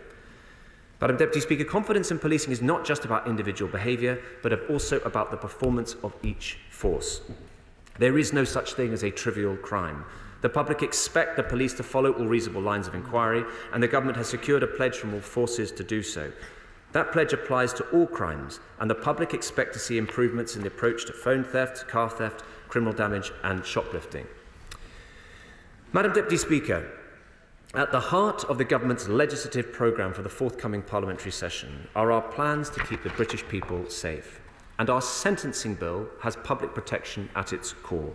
And there are two elements to this approach. For people who commit the most horrific murders, such as murder with sexual or sadistic conduct, the public are protected by keeping them where they belong, out of circulation, behind bars for the rest of their life, unless the court finds exceptional circumstances exist. That's how they can be prevented from inflicting any more damage to individuals and to society. And so our bill also means that rapists and those convicted of the most serious sexual offences will serve every day of their custodial term behind bars. That is night and day compared to the regime we inherited in 2010. At that time, a rapist sentenced to 10 years was out in 5. Now, a rapist sentenced to 10 years will serve the full term. I will give way. I'd like to thank my right honourable friend for giving way. He's making an excellent speech and he is doing excellent work. He has not mentioned the crime of terrorism, which is one of the most serious crimes, and he hasn't had a chance to mention the amendments that we will be voting on today. There is grave concern that the greater the loss of civilian life that we see in the Middle East, the greater the likelihood of radicalisation and increased terror both here and at home. So does he agree with me that those of us who do not see that this is the right time to call for a full ceasefire because of the difficulty of giving that ceasefire are not, by doing so, giving a moral blank cheque to Israel to continue with operations in the way they have done so far? And in particular, it is vital to protect civilian lives to prevent future terrorism here and elsewhere. Look, I think the Honourable Lady puts it well. Anyone who's observed what's taking place cannot fail but to be filled with anguish and distress. So, of course, it's the case that a nation's right to defend itself is a right to do so consistent with international law, and the government is very clear on that. Indeed, I think as are most people in the House, but she puts the point well. And so, protecting the public, which is the theme that I'm seeking to stress, also demands, will you just wait a moment, can I just make a bit of progress and I'll certainly come to him, of course. Protecting the public also demands that we follow the evidence about what works to prevent reoffending. If reoffending goes down, crime goes down. If crime goes down, the public are protected. I will give way.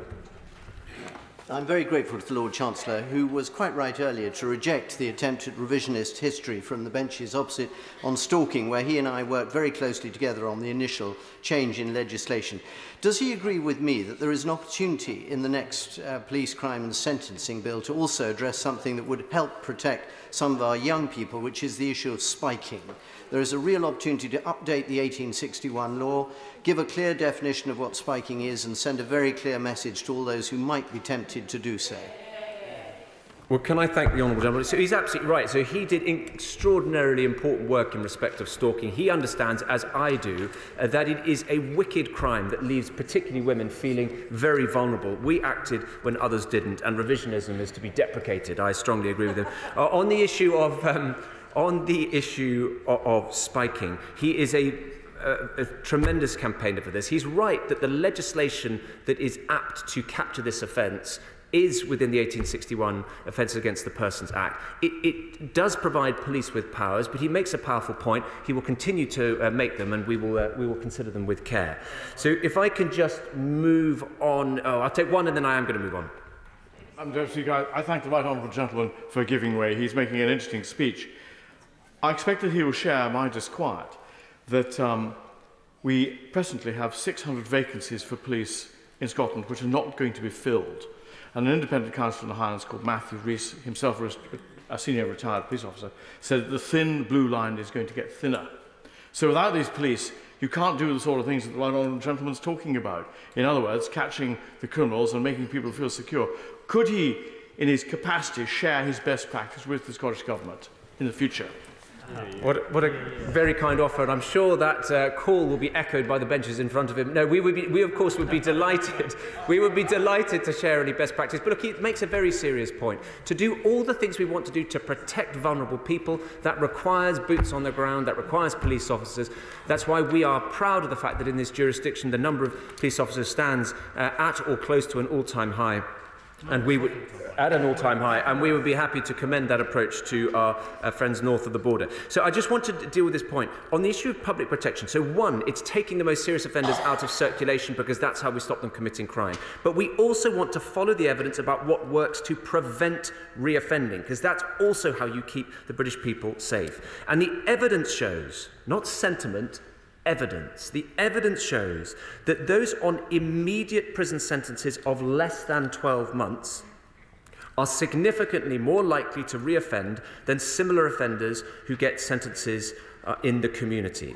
They are over 50%, they are over 50% likely to reoffend, as compared to less than 25% for those who are required to adhere to tough conditions, with the risk of going to prison if they fail to comply. So let me just be clear what that means. That means those who are on suspended sentence orders are required to comply with onerous requirements, be that unpaid work orders, be that alcohol rehabilitation requirements, or whatever, on pain of going straight to prison if they fail to comply. The evidence shows that people see that as a powerful deterrent. I will give way. Well, my honourable friend will want to comment in that context on persistent offenders, because there are many offenders, he will know, that persistently offend and commit crimes that wouldn't attract a sentence of more than 12 months. The right honourable lady spoke of shoplifting, for example. Criminal damage would be another example. Antisocial behaviour. That 30% persistent offenders commit 80% of crimes. Is he really saying that none of them should go to prison?